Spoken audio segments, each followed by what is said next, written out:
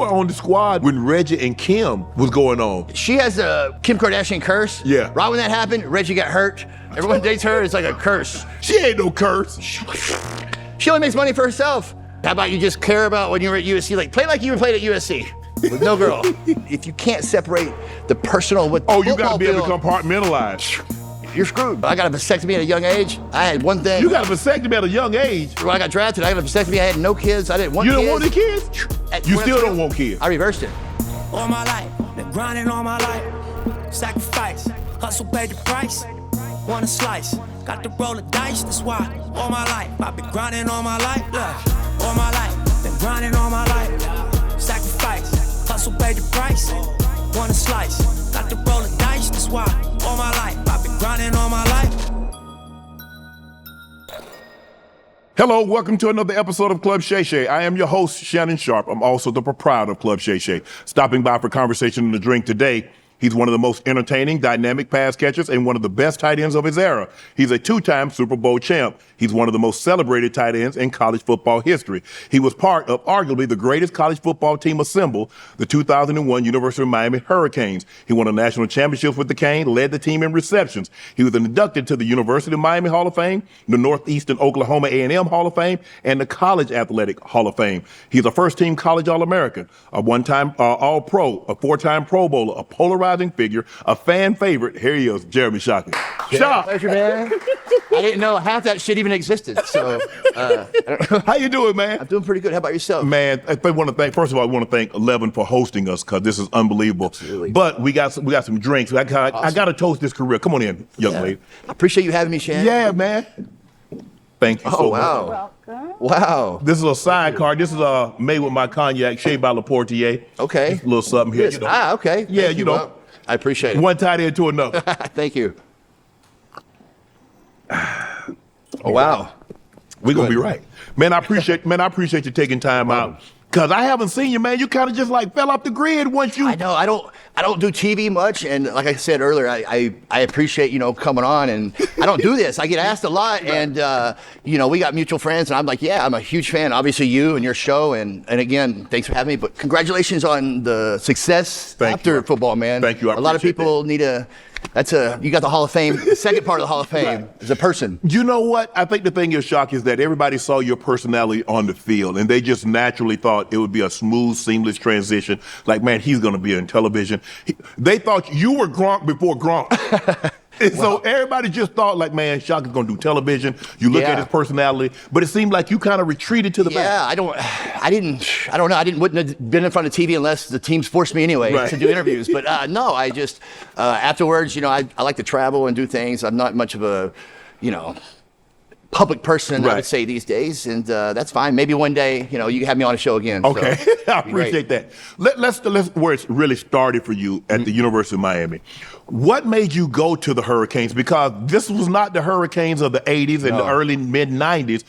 They were kind of having a down. They had still getting good players, but they weren't contending for national championships every year like they had in the past. What made you choose the U? The head coach, Butch Davis, was from Oklahoma. Okay. And the offensive coordinator, Larry Coker, was from Oklahoma. Okay. So, they talked to my mom on the phone. They were like, I don't know what they said, but I didn't really have a choice. My mom said, your ass is going to Miami. Okay. So, they were from Oklahoma. I trusted them. I knew that I could have stayed in state in Oklahoma. Yeah. And, been whatever, but I knew, this organization, this college has been, top of the top for a minute, if I can make it there, I can make it anywhere. So it was a great decision, and practicing against everyone has made me iron sharpens iron, man. Right. It was great. When did you realize that you're looking around maybe in team meeting when you first have the team meeting before you have practice, you look around and then you go to practice and you're like, I think we got a chance to do something really special this year. When did you realize that you guys had a special team? When everyone made the conditioning test, I remember in the off season, and they made it even harder at UM that year. So we have offensive linemen that are getting the 110s and 17 seconds and 20 consecutively. Wow, that's when we knew that no one's going to beat us that year. But if we rewind the year before, we only lost one game, and we had a special team. We should have played in the national championship that year, but the BCS left us out. But going to school there and and being around those guys, it was such an experience for me as I got older. In the NFL, a couple years later, it was easy. But I'll tell you a funny story. When I first got to Miami, DJ Williams, that was the first person I saw. All right, and this is the Gatorade Player of the Year. John Madden said he can go pro right out of high school. Remember that? De La Salle cat. Yeah, from De La Salle. Yeah, He won amazing. like 140 something. Yeah. And this guy played linebacker. He played running back in high school, both. So my mom and everyone drops me off, right? I'm sitting here. We get physicals. I'm going in. That was the first person I saw with his shirt off. I called my mom after that. I said, Mom, you might have to turn around and come back and get my ass. I'm telling you right now, I just saw a man. Allegedly, he just turned 18 in a couple weeks. He's 17 still. I think I'm in the wrong arena here. But no, it was a great experience, man. Playing against, like DJ, John Vilma's, Dan Morgan's, practicing with them. It just made us stronger as a team, man. And it was just an amazing experience. It was maybe a lucky guess, I would say myself, but my mother is the one who kind of pushed me off. Did you feel like if you had stayed in Oklahoma because that was so close to home, and then, you know what, maybe I'm not going to take it as serious as I need to be? I mean, Miami is probably about as far as you can get away from Oklahoma, and it is so different than Oklahoma. No. There's nothing in Miami that reminds you of Oklahoma. No. So you felt that you really, really needed to get away? I needed to disassociate from from everybody, from my high school friends, just to get away and do it on my own. If I was at Oklahoma, I could always lean on, this and that. It was always excuses. So here there was no excuse. Right. So it was. So you're practicing, and you're like, okay, tight end, and you look in, and you mentioned some of the names. You mentioned Vilma. You mentioned DJ Williams, first-round draft picks. You got Ed Reed. Sean Taylor, rest his soul. Antrell Rowe. The offensive side, you got... you got everyone from Dorsey, Clinton Portis, Frank Gore, Waiting. Willis McGahee. I mean, it's just... You got Andre Johnson. You got Reggie Wayne, Santana Moss. Yeah. You look at the tight ends that's backing you up. You like... It's Kellen Winslow. I had all these people. Ulster came in. Yes. Kevin Everett, all of them, all first rounders. Did you think like, man, if I miss a day in practice, there's a good chance I might not get my job back. Oh, there was days that if you thought that, Butch Davis already sent your ass back home, but head coach. So yeah, I mean, before that, yeah, you get your ass beat after he would send you home. That's how he. It was everyone took accountability, and when I first got there, it was an amazing experience with Butch Davis. Right. Very hard, stern coach, tough. Obviously he left to go pro the next year, and he left an amazing team, like you said earlier. We considered the best college football team, right. And I'm sure Butch Davis is regretting that now. But we had Larry Coker, and such a kind-hearted, great coach, complete polar opposite. He's very different than Butch. Very different. And the players, we kind of all rallied to the athletic director and said, hey, if you hired Barry Alvarez from Wisconsin, we're all leaving. Right. And they listened to us, and we hired Larry, and boom, over. That took off. You're going through the season, and you guys are just like beating people. I'm talking about you're just demolishing people, and you're making it look easy. And you're like, you know what? Did you know probably like 5-6 games in that, you know what? If we stay healthy, we're going to win the national championship? Yeah, for sure. I think I know after the Penn State game, and what we did with them on live television, it was an embarrassment. I know on their part. I know that they probably still feel it today, but we knew. Yeah, we definitely knew. It was so good. The coaches were trying to not make each player have such a good game because they want us to come back the following year. Right. So they already had in their mind, we're winning the national championship. We can't lose these guys. Right. So only let Jeremy have 95 yards a game. Not 100-yard games. Clinton Portis the same way. Right. So. Yeah, we knew. I think we knew before we even played the first game of that year. I think we knew, we had that taste in our mouth to get screwed on the year before in the national championship game. Right. So I think we already knew that. It's a scorching sports summer, and you can make all your picks on Prize Picks. The WNBA and baseball seasons are heating up, and with big tennis slams and major golf tournaments on the horizon, you can make your picks for all of these events all summer long on Prize Picks, a #1 sports pick app. Download the app today. Use code Shannon to get $50 instantly in lineups when you play your first $5 lineup. That's code Shannon to get $50 in lineups after you play your first $5 lineup. Prize Picks, a preferred partner of the NBA. When you hear this, it's like, okay, the greatest college team, and they talk about those USC teams with Reggie Bush and Matt Leinart, and you hear them talk about the 2019 LSU with Joe Burrow and Chase and Jetta, and you hear Miami with Pat Surtain, and you have Devontae Smith, and you have Waddle, you have all those first-round picks. But when you break it down and you look at it player for player, talent for talent, both sides of the football, is the 2001 Miami Hurricanes the greatest team assembled? Yeah, I think that's without a doubt. I believe it is. You know, what we separate ourselves with those other people is what everyone talks about. Why they come to University of Miami? Swagger. We have something that no one else has, right, and everybody else wants. Right. Sorry, it's just how it is. Like we're at right now. Everyone wants 11. They can't have it. There's only one. Just like the Hurricanes. From that 2001 Hurricane team, you had 38 players drafted to the NFL. 17 of them was first-round draft picks on one roster. I know, that's crazy, Shock. I know, that's crazy, right? What were practices like? Were they intense? Yeah. Because you know back then y'all hit. I mean, no, it was intense. It was it was intense. It was before NCAA rules. You had 3-4 hours a day on the field. So right, yeah, it was tough. Green Tree at UM was a tough experience. It made all of us, So to go out there and have a full-fledged riot pretty much every day. There were a lot of heat. There were a lot of fights because it get hot in Miami, Shock. Yeah, no, I know. You know when it's hot? Oh, it's hot. It's bad. It was bad. It was bad. It was bad. It was bad for sure. But obviously, when you're dealing with the you obviously have other teams. You have Florida. You have Florida State.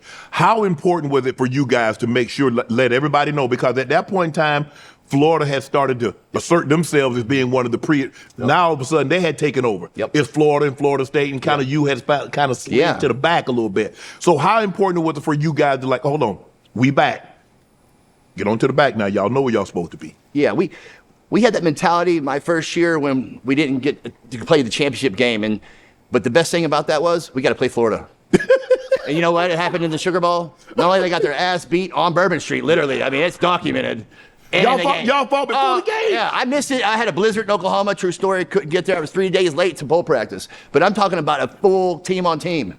We played games, both teams with black eyes. It was great. They can't do that anymore in these days. You know how it is. They keep it, but everybody, they play mad now for kind of simulate the game and stuff like that. Sega. There was no fraternizing back then because really, Jerome Brown, Jay Boogie, rest his soul. Oh, yes. They kind of started this when they went to Penn State. Absolutely. When they played Penn State in the Fiesta Bowl and they was trying to get together and they ended up leaving. No, absolutely. And it's like that kind of started the mentality. Absolutely. And then all of a sudden the dance and the carrying on with Thrill Hill and all those guys. Absolutely. And you guys brought that back. Absolutely. So after that game, everyone in Florida, all the recruits, they knew we're back. Right. We're back. And we just knew if we didn't lose a game that next year, no one's going to beat us. You guys, I can't believe. Did y'all win the fight? That's all I need to know. Y'all won the game, but did you win the fight? I hear mixed reviews, I wasn't there, but I think, we won the fight for sure. There was, Alex Brown, all those guys, man, they got beat up, unfortunately. What was your welcome to the U moment? Because you mentioned all of these guys, and some of these guys went on to become Hall of Famers. Ed Reed, who I believe is the greatest safety to ever play. Andre Johnson in the Pro Football Hall of Fame. You had Vilma and DJ made Pro Bowls. As a matter of fact, Vilma was Defensive Rookie of the Year. Absolutely. So what was your moment? Welcome to the U. You like, this is different, and I made the right decision. I got there, and they only let you practice against the younger guys, when you first get there. Okay. Just like when you're in the pros, like the minicamp, rookie minicamp, basically. The vets have the next week off. So, practicing against Vilma, and it's supposed to be 7-on-7, but it's supposed to be, tap or whatever. We're just learning the plays for whatever. And he hits me. I'm talking about after the second play, he hits me in the hip, and I'm like, went off in the fence. I came back and I said, Coach, what's going on? It's supposed to be whatever. He goes, no, it's full speed. He goes, we gotta wear these little egg crates, NCAA. Little shells. Don't, because you had the helmet on still. Right. He goes, it's full speed. I said, okay. I am at a university that I'm sure no other college does that. It's full speed with shells on. So did you get back? You're like, okay, because he's gonna think I'm gonna slow down and I'm gonna put my helmet right in this. I'm just full speed from there, day on out. I said, okay. When you watched Ed Reed, did you know Ed Reed was that special when you watched him in college? Did you think he would be able to transition? And many believe he's the greatest. He's a top 75, a top 100 player in NFL history. Like I said, I believe he's the greatest safety to ever play. Did you know, watching him practice every day, that he was going to be that good? No. I thought Ed was good. but I thought Ed, it was going to be great. The more he polishes and what he does to his game, it's an amazing to see. It's not like you see how much progress he's made to get better as a player, but just how more intelligent what he does when it comes towards film study, and he knows what's going on. And so, and in order to have that instinct, and you keep doing it, I mean, he always had the athletic skills and everything else. But I don't mean that question, no, Ed, if you're watching this or anything, obviously, but I'm saying I didn't expect and continue to evolve. He keeps getting better and better and better and better. And I mean, I don't think anybody can see that in the future, you know. Thought he'd be good. Yeah, he's going to the NFL. But he's going to be great, but I didn't think he's going to be the best. But, I mean, that goes a lot. I mean, that goes without saying how much work he's put. The mental part, which is, I would say, what do you think? I mean, it's a lot to do with our game, right? 60%. His instincts are unbelievable. Amazing. But the film study, and he trusts himself. You got to be, like, when you play defense, you can't just always be able to react. Sometimes you have to take the fight to the offense. And his instincts, he'll see a lineup, he'll see a formation, he'll see a set, and he'll see, okay, down and distance. I've seen this. They run this like 85% of the time. I'm going to trust my instincts that they're going to do it again. And he could have set back and been great. Like, and made a tackle. And listen, and still been a Hall of Famer. But if he didn't make those, if he didn't make those gambles like he did, I mean, you saw how he's a gambler. He'll go and he'll pick. I mean, if he didn't do that and have that gambling instinct, he wouldn't be the top 100 of all time or the best safety of all time. That's for sure. But you look, one of the great safeties, and he looked like he was headed to a Hall of Fame career with Sean Taylor. Sean Taylor was a backup. He was a special teams guy. Yeah, but I mean, we had so many believe that he could have started had it not been for, I think, was it Ed and Antrell Rowe was the starter? Yeah, we had Ed and Antrell, and we had a bunch of good guys, but he played a very special part. I mean, he blocked punts for us. He won a lot of games for us. And we only played until the second quarter. If we played at halftime, if we even played till halftime, that was a very rare occasion. So. Yeah, he was special. I mean, like you said, God rest his soul. He's loved all through the world, especially during Dade County. He was a very huge influence for tons of young kids that are growing up, and his legacy lives on. And we all miss Sean. We all respect the player, Hall of Famer for sure, transitioning to like, you know, year after year getting better. And something happening like that, it took a piece of everyone's soul in this area, man. It was tough. For someone to be his size, because normally guys that are his size and play safety, they're stiff. He was not stiff. No. He was fluid. He could swivel his hips. You're talking about somebody 6'3", 225, 235 pounds that could run 4.3, that could have a 40-inch vertical. He could backpedal. He could play corner. It was a more skilled, quicker Steve Atwater. Yes. Which is so rare because no one's supposed to be that fast, that tall, their legs. And how he got in and out of breaks was amazing, you know. And I got to play with one of his defensive coordinators, or coached by, in New Orleans, Greg Williams. And he tells me stories about Sean, and I just, it was awesome. Great experience. You led that team in receptions. Clinton Portis was in the backfield. Frank Gore was in the backfield. Willis McGahee was in the backfield. Santana Moss. Reggie Wayne, I think, wasn't Andre? Dre was on that team as well. Andre, yep. I mean, you probably you could have led the team with 30 catches. How did we spread all that around? You got McGahee, you got Portis, you got Gore, and then you got Santana, you got Dre, and you got Reggie. Oh. Like I said earlier, I think that they were jockeying to like try to see who's not going to leave the NFL. But they would leave, and they ain't coming. Oh, no, but it happened like in our Rose Bowl national championship. It opened, the can of worms went when Andre Johnson went for 200 and something. Nebraska was doubling me, and I'm like, oh, there goes Dre, one-on-one. They can't do it second half. They kept doing it. We're going to make this guy beat us? Well, the game would have been 100-something to 0 if that would have happened, you know? Right. So we had a great squad on both sides. Bryant McKinnie, a bunch of first-round linemen. McDougal, Vince Wilfred. Yes. We had some good defensive people, man. Wow. Which play, when you watch all these guys practice, you got an opportunity to see them every day in the weight room, the training, and on the field. Which guy did you like? Got him. Damn, he's special. Oh, man, that's easy. I got to Miami my first year, and I saw Dan Morgan for the first time, and I saw how he prepared himself with weight rooms, full speed, everything. And I remember catching some kind of fluke pass in practice, coming down with it, and he looked at me and he goes, "You're going to be good." You're going to be good. Right. Keep working. And I just watched him throughout the whole year prepare and everything. And he was a pro, you know. The general manager right now, Carolina Panthers, Right. he's a pro. He was prepared. He was preparing like a professional, even in college. Yes. And that right there, I was like, this right here is the grandmaster. I mean, just watch what he does. And, I mean, you knew it. When he walked down the hallway, the coaches would even tell us, Dan's in a bad mood. Don't look at him in the eyes. I mean, he had one thing on his mind. That was going full. Knocking someone out. I'm telling you, it was a surreal experience, you know. Amazing, someone to look up to. That was easy. Your roommate in college was Bryant McKinnie. What? I mean, you talking about, how tall was Mac? 6'7", 6'8"? 6'8", 6'9". He's a big, tall guy, that's for sure, yeah. Goes to the, what was it like? I mean, because normally, in college, normally you try to put like receivers and receivers. Right. Oh, yeah. Running back. How did they get a tight end? He was older. He was like a year older or so. Okay. One of the coaches like, hey, I got a house down the street. Rent it from us. So we did. But, I mean, this guy, talking about having a bodyguard 24/7 here. It was great. What a great player, a great person. We've had some great times. Jarrett Payton, Walter Payton's son, was in the mix with us, the roommates hanging out. It was just a good college experience, you know.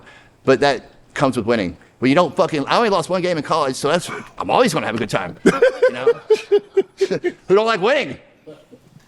If I made you pick of all the great Miami Hurricanes, you only get 4 to put on Mount Rushmore. Oh, boy. And you got some good ones. Man. Not just the ones you played with. No, because great ones. You had Ray, Great. you got Ray, Sam, you got Sap. you got Jack Youngblood, you Name got 'em. Vinny, you got Highsmith, you got Mike. Mike is really the one that started that. Yep. And so you're looking back at it, and like I said, there's a great, Otis Anderson, you got some great guys. I think Jim Otto went to the U. Yeah. When you look back, you got to put the 4 greatest Miami Hurricanes. Oof. All right. For the swagger purposes and just who is Miami, Mike. Not for Urban. Mike gotta be He's there. got something to do. He'll have something to do with the, university for the next whatever. As long as he lives. As long as he lives, and he's gonna still have it. Mike's got to be on there. Ray's on there. You know Ray's on there. Oh man, I had to give. I don't know. Ed is on there. Okay. Ed Reed is on there. I don't know. I can do 2 safeties. Sean Taylor is going to mean he's meant a lot to everyone down here in the university. Man, there's so many. I don't know. Jay Hester's played. Oh yes, he was. Was he on your team? Yes. I don't know how we forgot that. God, man. When you mentioned the swag of the U, nobody embodies the U more than Michael Irvin. Nobody had. No. He probably had more fun with them going and getting to the national championship absolutely. than even the players on the team, because he's on and the ebbs and flows that he's all on the ground. He's on his back. When they win it, he's jumping up and down. He had the belt off. He said, listen, TV knows what sells. They could picture the other 100,000 people to say, but who they go to on the sideline? Mike. You can't make that up. No, you know? but that's him. People like, him. man, he's just, no, he's not. No, he's always like that. They don't believe me. Always. And we're going to talk about in shape. Listen, I know shape. Look at this. Mike, another guy that takes really good care of himself. So watch this, kids. Look at this. Mike is like that. What you see Mike on television, Mike is like that when there are no cameras around. Absolutely. When it's just, That's him. he just kick, yes, that's who he is. NIL. They couldn't have housed you. They couldn't have paid all you guys. We all took pay cuts going to the pros anyway this year, so you're right. They couldn't afford us. That's for damn right. They couldn't. What's a NIL Jeremy Shockey? I guess a good tight end now is worth, for some days, I guess they project somewhere between $250,000 and $500,000. Oh wow, that's not much. That's a lot of money back then. Apparently, we were getting it from a booster way more than that shit. But I guess $250. Is that after taxes or before? Well, ain't no taxes in Miami. You ain't got no state taxes, so you good. Yeah. But when you look at this, how different do you think the game would have been had you guys had NIL back then compared to now? It might have been a curse. We could have just went different ways and not concentrated on one thing, winning. Who had the best car, best house? Not to say we didn't have that already, but when everyone kind of has that, it can make things probably sticky. But I don't know if, I mean, when you look at the names that you guys have, I don't know if you guys can pay everybody. I don't know if you guys can keep that kind of a No, team. for sure. It's kind of like free agency way back when they had all the good play, like the Cowboys and the Steelers had all those good players. After my first year, going into the second year when we won that championship, we would have lost everyone at the NIL deals. Yeah. I got more money going here. So I'm not a fan of this shit, and it's a bad precedent when it comes towards, if I'm not, whatever, I could, or let me just get a bidding process to the other school. That's just not a good example to set, and it could have been a downfall for us. So I'm kind of glad we weren't part of that, and I'm glad I'm not that part of the generation. Right. Not anything wrong with this kind of generation, but it's just not my generation. If you could have got it, I mean, I'm sure you had it pretty good down here in Miami. Like you said, you were winning. You only lost one game in your college career, and that wasn't your senior year. That was your junior. That was your first year here at the U. What was some of the things you probably think you would have purchased if you could have got a good NIL stipend? You'd had a car. You'd had a Ferrari, or you'd had a. No, I'm not a car guy. Anyway. You're not a car guy? No, I'm not a car guy. I'd probably buy a nice watch. I probably would have spent it on girlfriends, saying, "Hey, let's hold on." You said poor. That's an S on the end. Huh? Well, I never had a really girlfriend in college or when I played for the Giants in New York. So I did that was on purpose. I'm like, I want to. This is mine. Focus. I want to share this memory and moment with my immediate family and focus on myself here. You have that great senior. You have that great last year in college. I wish I could tell you I would have used that money and bought all Apple stock. Yeah. And then turned it into about $20 million right now, 250. Apple, Google, all Netflix. those. Yeah. All of them came out kind of around the same time. We would own this place. We own a lot of places. We own a lot of places. You come out and you get drafted by the Giants. Mm-hmm. Some of the fans booed. Some of the fans cheered. Where did you want to go, and were you excited to go to New York? Yeah, I wanted to go to New York, and I was super, super excited to go to New York, I didn't hear that many boos. No, just a few. Probably one. But, I got to New York, what a great experience, and, once we had training camp, I had to go.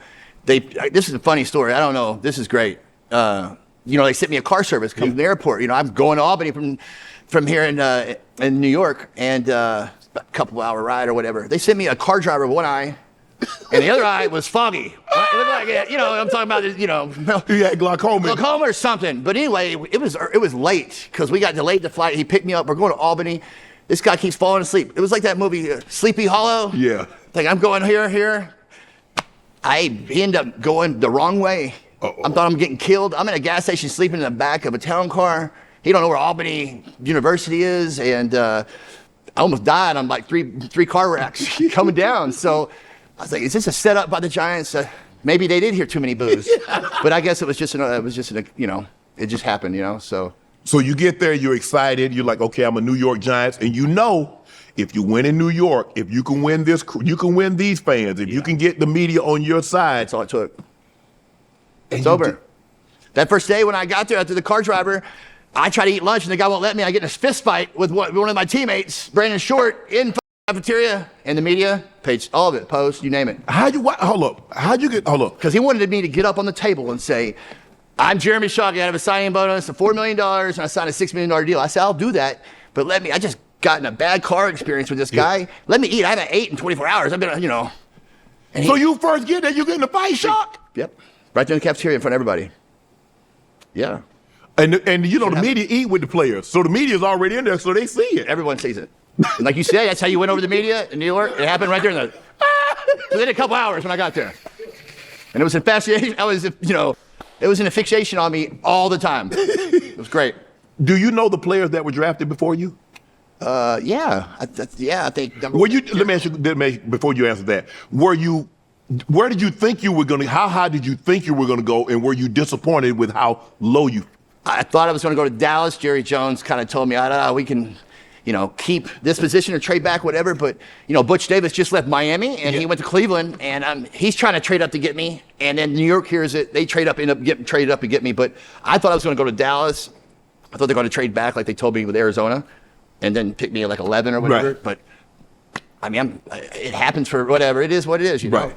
Come on, I made my meal ticket on that fight right there before I could eat it the first meal. I got more marketing deals after that. It was over. So you got to look at it. It is what it is, man. So that year drafted, you were in the draft with David Carr. He went first overall, and then Pep. Yep. Then Joey Harrington, Mike Williams, Bryant McKinnie. Roy Williams went to Dallas. Yep. John Henderson goes to Jacksonville. Yep. Levi Jones goes to Cincinnati. Yep. Freeney, Wendell Bryant, Dante Stallworth, and then you. Mm-hmm. All good guys. And you're like, you're like, damn, I'm in New York. This might not be so bad after all. Well, you know how they kind of corral you before you go. You go to the rookie premiere. Yeah. And you go with the skill players. So I'm hanging out like T.J. Duckett. I'm hanging out with Dante. And I'm like, man, these dudes are, they're wild. Yeah. These guys are awesome. So we all kind of like, everyone's thinking, where are you going to go? Da-da-da. So it all depends when the team trades back or whatever. So, but it was a great experience. Great people you just said, man. Great list. Man, Rookie of the Year. I played with your former teammate, Kellen Portis, that ended up winning Rookie of the Year. But you had a lot of people thought that you were going to actually win the award. They really, I think you won Pepsi. I won one. You won Pepsi Rookie of the Year. Yeah. And I think he won. Look at him. See how he sticks up for his teammates? He didn't want to go with the facts. Yeah. I won Rookie of the Year. You won Rookie of the Year? Yeah. I don't think so, Shock. All right. Listen, we'll let the fans determine this one. You want some credibility on this show, or you want some bullshitters? I'll give you the truth. I got the trophy in my house. It says Pepsi. If you're listening to Pepsi, you owe me some money still. But what did that mean to you? I mean, because you kind of, you know what players like? When a rookie comes in, obviously you're not in awe. You belong here. I'm gonna let you know I'm gonna belong here. I'm gonna do my thing as a rookie. Yeah. But y'all ain't finna do no punking stuff. No. Ain't none of that going on now. No, but coming in, after that experience with the fight, I get the Hall of Fame game 4 days later. I barely even get together with the new teammates, and I dominate the game, run some guy over, and it was welcome to New York. Here it is, and all I remember, Michael Strahan, Keith Hamilton telling me, oh man, you're the save. You're going to be saved, us, whatever. And I'm like, I'm going to be helping us save this shit. You guys went to the Super Bowl a couple years ago, right? A couple pieces, and that's it. And we had a great team the first year. Kerry Collins, great quarterback. Sean Payton was my offensive coordinator. Yep. So he's feeding me. Coach Payton, you're out there. You owe me money too. Yeah, because Fossil was your head coach. Head coach, great guy. He was my offensitive coordinator in Denver. Okay, so you know how tight end, how absolutely, yes, great guy. Yes. It was. They were there in the Super Bowl. They got beat. I think it was who? The Ravens. Oh, the Ravens. Well, there you go. Yeah, Ray. Of course. But a great experience. When you come in, you don't know what to expect. Right. You don't know as a young kid. You don't. But there's one thing, like you said, they know he's going to help us for sure. So we gotta, Keith Hamilton. I remember him saying, don't go out past 10. Don't do this. Da da da da. Did they go in one end out the other? No, I believe it or not, everyone thought I went out and did this crazy stuff, but I was there. Keith was the one going out. Hammer was the one going out. True story. Yeah. Let me ask you this: when you and Brandon Short got into the fight, did you guys make up? Were y'all cool after that? It took us a little bit, and we got in that kind of fight because he was, like I said, about the signing bonus, but. The rookie camp before, when I was doing one-on-ones, beating him like that, it was bad. Yeah. And he, I understand you felt he tried to show you up. Yeah. Because you had told him, say, bro, I ain't got no problem doing it, but just let me eat. Let me eat. I just had a bad experience coming here. You wouldn't believe it. I missed practice because of this. That's how bad the experience was. So, and he came and he charged, and it happened. You had to defend yourself. That's it. But Michael Strahan, he talked to you and says, look, that's a part of rookie initiation. Exactly. That's a part of it. He pulled me to the side. Everybody has to do it. Everyone's got to do it. And I explained him the story. He goes, oh, shit, really? I go, yeah, you'll read that tomorrow in the New York, in the Post. Right. It happened. But Stray was a real big influence in my career. As a tight end, you're never the best blocker ever, but going against him every day and how he was as a professional, and Jeremy, do this, just a great guy. Someone I've always admired, playing with, and another guy like you after the NFL to transcend and not just be average. Hall of Fame in the second part, which is awesome. Who does that? I appreciate that. I don't know. You talk about less. That's a less than 1%er right there. 0.2%. But I think the thing that Stray had a great opportunity because being in New York is kind of the things that I did is that when they asked me to do something in the media, I would go do sports. I had a radio show, so I was very, very good with the media. I kind of understood. You're very personal. Look at you. Yeah. Your voice. Look, your look. You're the man. You're Shannon Sharp. That's why. You're the man. I get the beard in my later life. So what was your welcome to the NFL moment? When did you I played at the U, and U was, but this is different. You know, everyone is good in the NFL. You know, in practice, when you're there and you're doing 2 days in the NFL, and you can kind of cheat on some place in college because you couldn't. And everything's filmed and every angle. And they're, you know, I'm a first round pick, so they're going to get my money. They're going to get their money worth out of me. Yeah, absolutely. You know how it is. So, did they put you on special teams? at first, yeah, I did special teams like on field goal and stuff, and I had a couple penalties. How you get penalties on extra points? You were holding. I was like turning around and like cleaning up this guy trying to dive. Holding. You was opening the gate. No, but yeah, I would say that welcome to NFL thing was, you know, oh man. Things that you could get away with in college, you can't get away with in the NFL. No. Because these guys are too good. Yeah. They'll make you play. A simple mistake that you don't really think about, yeah, they'll make you pay for it. My third game or fourth game was against Arizona at Arizona, and my rookie year, it was, you know, it was tough, you know.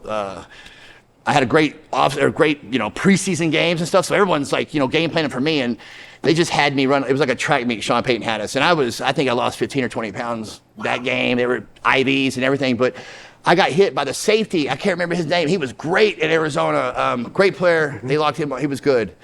But that was probably my, hey, welcome to the NFL. You lost 20-something pounds, and, you know, it was tough, man. What do you think your best play of your career, NFL career is? Was it running over the guy? No, I don't know, man. I cherish the Super Bowl catch, you know, in New Orleans, but yeah, I mean, it's always enjoyable to run over someone, but catching something meaningful like that was pretty special. I caught Eli Manning's first touchdown pass. That's pretty special. Did you keep the ball or did you give it to him? He thinks he's got the real one, and Canton thinks he got the real one.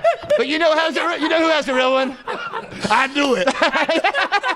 I knew it. Like, you always got to treat the equipment guys. You already know. You got to treat the equipment guys. Ain't no way. I was like, ain't no way he gave that ball up. You tricked him. How you gonna trick the man? I didn't trick him. It's just as much as mine than his. But you already had one. You already got it. You can't get another first touchdown shot. It's my first touchdown by him, though. You know? We had some equipment guys in New York. I don't know if you guys read that, but we had some guys that did some kind of shady stuff and got arrested for or got in trouble for. But, you know, the Johnson organization is real special. Right. They keep everyone that works here is like family. Right. It was a great experience, and maybe he was lying to me and gave me a fake one. And maybe gave you the fake one. He gave Eli the real one. But, you know, you caught that touchdown on B-Dog. And people were like, well, you know what? It was kind of like, man, that's Brian Dawkins. He went over the top of B-Dog and got that. Yeah, what a great player he was, you know. Playing in NFC East like that, playing someone twice a year like that was tough, man. And I had to psych myself out. And, I mean, it's documented. I'm telling people, their defense ain't that good. Clearly, They all are all pros. I had to see them in the Pro Bowl in Hawaii. Right.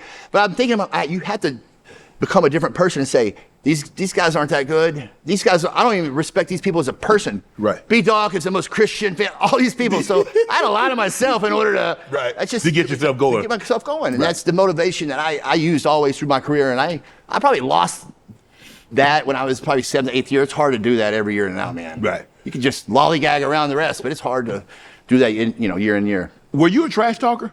Yeah, absolutely. Did you come to look at the picture of B-Dog and what I said to him after I caught the fucking touchdown pass? Yeah.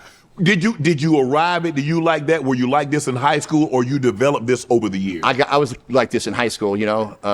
I came from a great pedigree in Oklahoma. We won championships in high school. So I always had that mentality. But getting to University of Miami, I think the microscope just enhanced everything. It's almost like you got to trash talk to go to the youth. Absolutely. You just can't be quiet. You can't be reserved because they're going to get it out of you. Absolutely. So in high school, were you a tight end in high school? No, I was receiver. I was wide receiver, outside linebacker. Your big ass was a wide receiver? I was skinny. I was like 160 pounds, 170 pounds, you know. I was skinny. And you played outside linebacker? And outside linebacker. I was about 6'2", 150 my junior year. Then I grew, or 6 foot, my junior year. Then I grew 3 inches going into my senior year and gaining weight. Right. But still played receiver, yeah. Did you get recruited as a defensive player also? No, I got recruited as an offensive guy, yeah. Okay. As an offensive guy, yep. Man, what was your go-to line? Did you say anything crazy? Did guys want to fight you? Because was it a part of like to get yourself going or to try to get him? It was out of the always game? about getting myself going, clearly. But I can't remember the shit I would say. I'm sure it would be, it'd be off the wall. It would just be like to get me going. I would never, like I said earlier, it's a mentality to flip the switch like that, And then sometimes when you know how it is when you're done playing, you got to flip it off. Right. And I haven't flipped it off before. And I've seen people in the parking lot after the games. Not what, it's not good. It's not good. Other players? You held out because obviously you like, I think I deserve this and this is what I want. And so you ended up holding out for a period of time. Was that difficult? Because you want to get there and prove that you made the right decision in selecting me, but I want to get what's fair. It was super, super difficult. And I was telling my agent, Drew Rosenhaus, get it done. And I remember the general manager, Ernie Corsi, I listened to him on speakerphone. He's like, "There's no rush. We already seen this kid what he could do. Right. In the preseason, we already seen it. Right. Just it's going to happen." And the holdout was incentives and stuff. And I got pissed at Drew, but turned out Drew had like a huge incentive, like a $250,000, $300,000, $500,000 bonus if I won Rookie of the Year. Right. So if I'd have left early, I was never going to think I was going to win Rookie of the Year. And then it happened. I was like, oh, okay. Right. I see the protection part, what he's doing. So it's amazing. That's a part of it. Yeah. But the teams know when you play football and you get to this level, you want to play. So they use your love of the game against you. You know how it is. It's a business, and they're the business people. We're the employees. Yep. So hold on. You held out your rookie year. Not long though. Not long. But would you think a week? Yeah, I think it was like 4 or 5 days, almost a week, I believe. Was this the story that you was telling about sleeping in the limo? Yeah, I was late to camp, and they sent me a jet to come, and this is what happened. Sleeping in the limo right here. I almost didn't make it to camp. It'd have been a dirt nap right there from that limo driver. Who gives a limo driver license to drive someone that looks like that? One eye. You finally did. Did you do your fight song? You finally do it? Yeah, I got in. I sung the song, fight song, and signing bonus and everything else. Yeah, absolutely. And Brandon Short and we came together. Right. And it was over. Right. Easy. Now, rookie night. You got to take the rookies out. You got to take the vets out. Did you have to get donuts? Did you have to get breakfast sandwiches? Yeah. Every week. Did you have to bring food to the plane? Mm-hmm. And then you have to take the vets out. Absolutely. So where did you take the guys and what was the cost of the bill? The first rounders I had to do donuts, year round. Yeah. I don't know how much it was, but it was whatever. Did you have to bring breakfast sandwiches? No. Any food to the plane? The food to the plane, I did. Yeah, I did have to get, but I would only have to get the donuts. And I would have to put the money in with the other rookies to do the breakfast sandwich, but they'd pick it up and do everything else. Okay. And then the plain stuff. But I did have to take out the team on the dinners. And in New York, it's not cheap. No. Huge dinners. But the worst problem of that was the Pro Bowl my rookie year.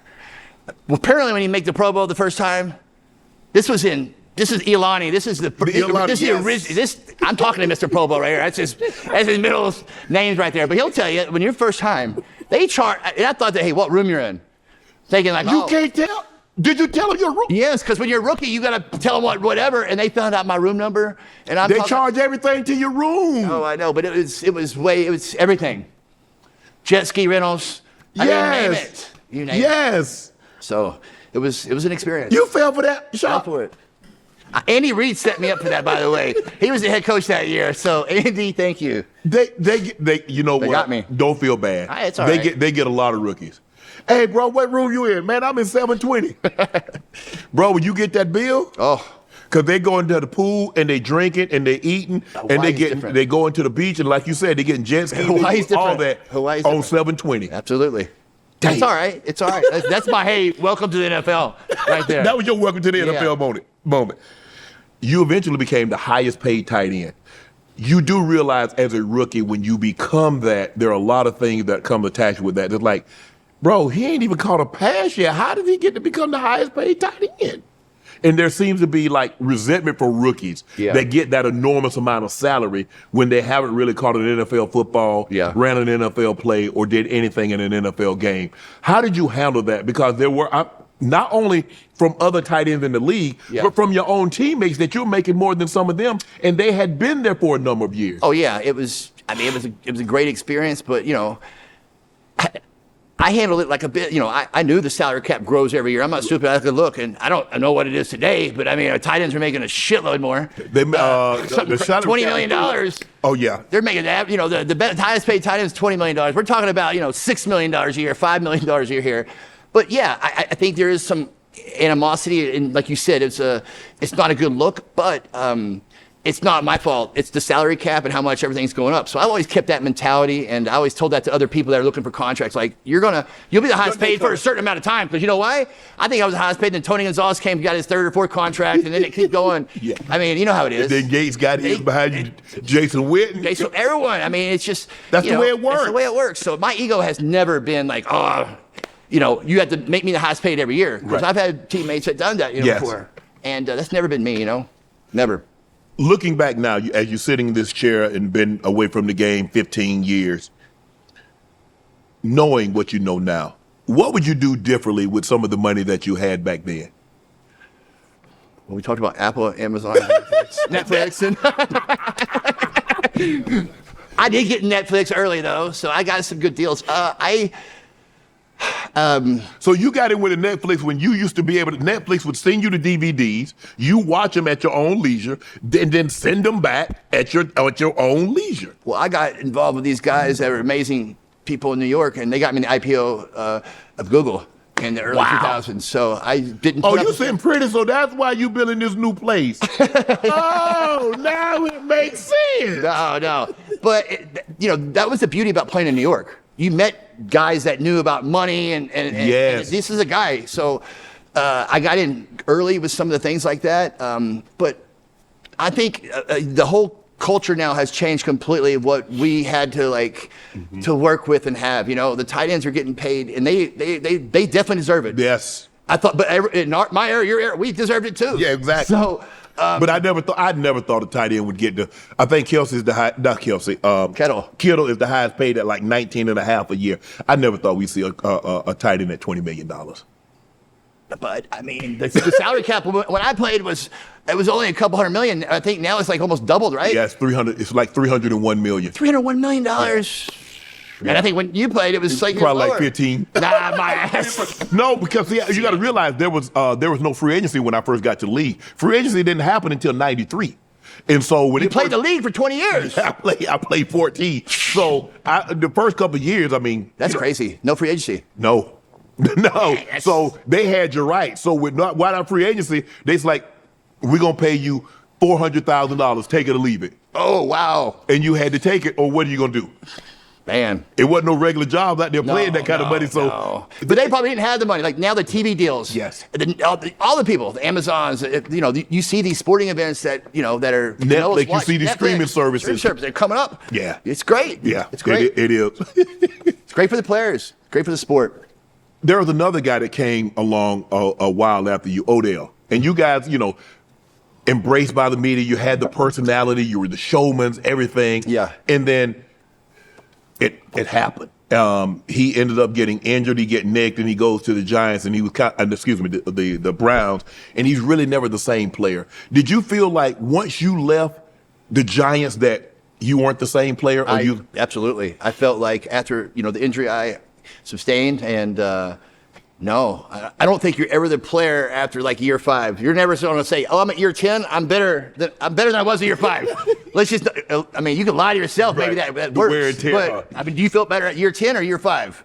Year 5, unless you're a quarterback that get all the protection, and you've been backing up for about 4 or 5 years. But I do. I do feel like I wasn't the complete same player. The injuries robbed you of that. I would say the injuries had a lot to do with that. Just Mother Nature. You get older. It is what it is. Father time. Yeah, but at the same sense, I look at it like, well, I won a Super Bowl with the Saints. In retrospect, we had that media like they have in New York in the Saints after Katrina. I mean, it would have been another huge story, and right. It was a love story, and it was amazing to play for New Orleans and help everyone out after Katrina, win a Super Bowl clearly, but. Injuries suck, man. I broke my leg, and the injury part wasn't that bad, but having staph infection and, really after that, it happened, It was kind of the same thing. I requested a trade. I looked back at it now, I was thinking, Probably should have done that. I probably should have stayed, but I needed to refresh my brain. So my mental, now they call it mental, what do they call it around here? Mental. Oh, yeah, mental health? The kids, no, mental break. Yeah. I can't play today. I got to do a mental break. Well, Yeah. if you had said that when I played, they would have cut my ass right away. Yes. You know how it is. It's different It's now. different now. Yeah. And I respect that, man, because a lot of guys I read, and I was super depressed down in the dumps, man. And there's really, you only got so many to talk to. And then you got your family to talk to, which is always loud. Oh, you're great. Right. You're doing good. You know how your family is. Right. Sugarcoating it. Yeah. You can hop out yourself in the mirror like you're your own friend, lie to yourself. But there's only so many people you could talk to before you have that real break and you make bad decisions. And these kids take your lives and everything. It's a tough world to live in, man, with the media and everything. So I'm happy I got, I couldn't play in this era, I don't think. Man, there's so many distractions. And it is. The kids these days need to reset and this decision I'm making, it's not coming back, man. It's tough. When you were going through what you was going through, you say you were dealing with some depression. Did you have anybody that you could go to that actually played the game that could possibly understand what you were going through? No, I really didn't reach out to that many people that I play with. Very the guarded. game. No, yeah. I have family and everything else, but that only does so much. You know? And my thing wasn't near as big as what these kids dealing with today. So it's just my hat goes off to all the people that do reach out and get help. Besides taking it to the next step. Did you ever have an opportunity to interact with Odell? Because like I said, his personality, your personality, you guys would have been, I can see you guys. Listen, I remember New York giving him a hard time after some game or whatever. I can't remember which game it was, and I DM'd him on Instagram, and I've said, listen, I've been in your situation, don't worry. And we chatted back and forth. So it's hard in that market. But it makes you know how it is. They built you up just to break you down, and that's just part of their business, to sell papers, to do this. Our business is to perform every day on the field. If your performance drops a little bit from injury or whatever, you know how it is. Your value goes down. Your value. We're a value scale, up or down. That's it. We're a commodity basically. You look at the guys that New York has embraced, a Jeter, a LT, even with everything. All he going on, of course. A-Rod with everything going on. If you look, Strahan. Dre. They want guys to play. Whatever your transgressions are, if you play hard, we'll embrace you. Absolutely. I don't care. And I'm not saying that some of the things but I'm saying they want their athletes to play hard. They want to know that their athletes care and are as invested in the team as the fans are invested in them. Yep. And if you do that, you'll be loved forever. You'll be loved forever. That's easy to say, though. I mean, you gotta, it's tough, man. It's tough. People don't understand, and I try to tell people this shop. I was like, you guys don't know. I say, all you do is see the guy running and catching or sacking or throwing the ball on Sunday, but you don't know what he did to get to Sunday. Yep. I mean, there are guys that had to take shots, and some guys took pills, and some guys didn't practice all week because they're so beat up just to be out there, go over there. And when they have an off game, you beat them up without knowing the context in which why they had a bad game. Absolutely. That's okay. They're the outside looking in. That's fine. We don't expect them to know everything. But talking about Stray went through some crazy separation, divorce, and he handled it. Got 3 sacks. You never know he was going through that. And that is a true champion, man. Right away. And he used that as motivation in that field, which is amazing. You was there with Eli. When he got there, obviously, we know the Manning family. That's the first family of NFL football. Did you think there was a possibility that he was going to be the number 1 pick, but the Giants didn't have the number 1 pick? The Chargers had the number 1 pick. Yeah. And you got to hear rumblings that, he doesn't want to play for the Chargers, and, they're going to try to move some pieces on the board to try to. Did you think that the Giants were a possibility to get Eli? I didn't know. Went out with Peyton and Eli before we drafted him, or Peyton, sorry. And, that was a dilemma. Chargers aren't going to give it up. Chargers are going to keep the number 1 pick. The Giants want him. And our general manager, Ernie Accorsi, the great guy, let the process kind of play out. He said he didn't want to play for the number 1 pick. Chargers. He didn't want to play for the Chargers. They end up drafting him. And then they drafted him, and then after the offseason, they traded. Yeah. Right? Yep. So, a great decision, obviously, for Eli and them. Their family is huge in football, and it was a huge decision. I mean, what a great player, great family. I at the time, let's be honest, San Diego was not in L.A. San Diego was in San Diego. San Diego. I don't know, man. I mean, if you were that powerful and you had that much pull, would you pull the same thing, or would you say? Because I know the teammates I know was kind of had a bad taste in the mouth, but yes. Once you meet Eli, Eli's great. Eli's Eli. Like he just wanted to be in the best environment to win. Right. And seeing that, some people, you should have the control to do that, but they did it, and it worked out. Right. I mean that it hadn't happened that many times. I think John did it. Said he didn't want to play for Baltimore, Baseball. But he kind of knew that Baltimore, the situation that they were in, and they were going to probably leave Baltimore and go somewhere else, and he didn't want to be a part of that. So he wanted to be somewhere that was more stable. Absolutely. So we hadn't seen a situation like Eli since John, which was 20 years prior. So, and I think the thing is, for most people, you should just be grateful that someone is willing to hand you over like $10, $15 million and just be grateful for that. But it's like, no, I'm not. No, yeah. I'm not. It's a strange thing to see Eli hold the San Diego Charger jersey on his rookie card, Yeah. wearing it. But it worked out. It worked out because I think it worked out for the Chargers. They got LT. They got Phillip Rivers. They were able to get Drew John Brees. Marion. Drew Brees. Yeah. Come on. So I think it worked out well. It did. You look at Shador and you see Shador and time and people like, well, they're going to be able to pull an Eli. I feel bad for Shador because I think a lot of the hate and criticism that he get is kind of directed at his father. I agree. I said because they couldn't find any flaws or any faults with his father, especially not talent-wise, not football-related, not when they're on the field. No. He was as good as it came. No. And so now, well, we couldn't find any flaws with you. Well, we can get from with your son. Well, they probably thinking like, whatever you're always going to be on camera. So they're thinking like, we want kind of be privacy, and this family is not private. Right. They have cameras, Yes. So that was probably another kind of decision. But you're right. I can't see a flaw. I mean, I don't know. I don't know how you think like that. I'm not a general manager, but I agree. I think his dad got a lot of that, and it's all because of him, Yes. And that's because people are jealous. They're seeing the success and the things he does and how he changes young men's lives. This is great. This is amazing. They don't see that. They want to see, Colorado didn't have a good, team Didn't have a good season, but right. the year before, I mean, come on. Right. So they always want to say that, even about. They put his name on the stadium. They were directing it to Dion. That's about time. Come on. Yeah. It is what it is. When you look, Eli, so when you got there, so did you say, look, Eli, you want to have success, throw your boy the ball? Yeah. And that also. Did you tell him that? Yeah. It's probably exact look of words. Yeah, I did. And he knows I don't want it just in the games. I want it in practice. Right. I want it to become a. But You want it to become a habit. Yeah. Like, get accustomed to throwing me the ball. But that year, we got Kurt Warner. Right. To come in. So I had Kurt Warner the first 6 games. Right.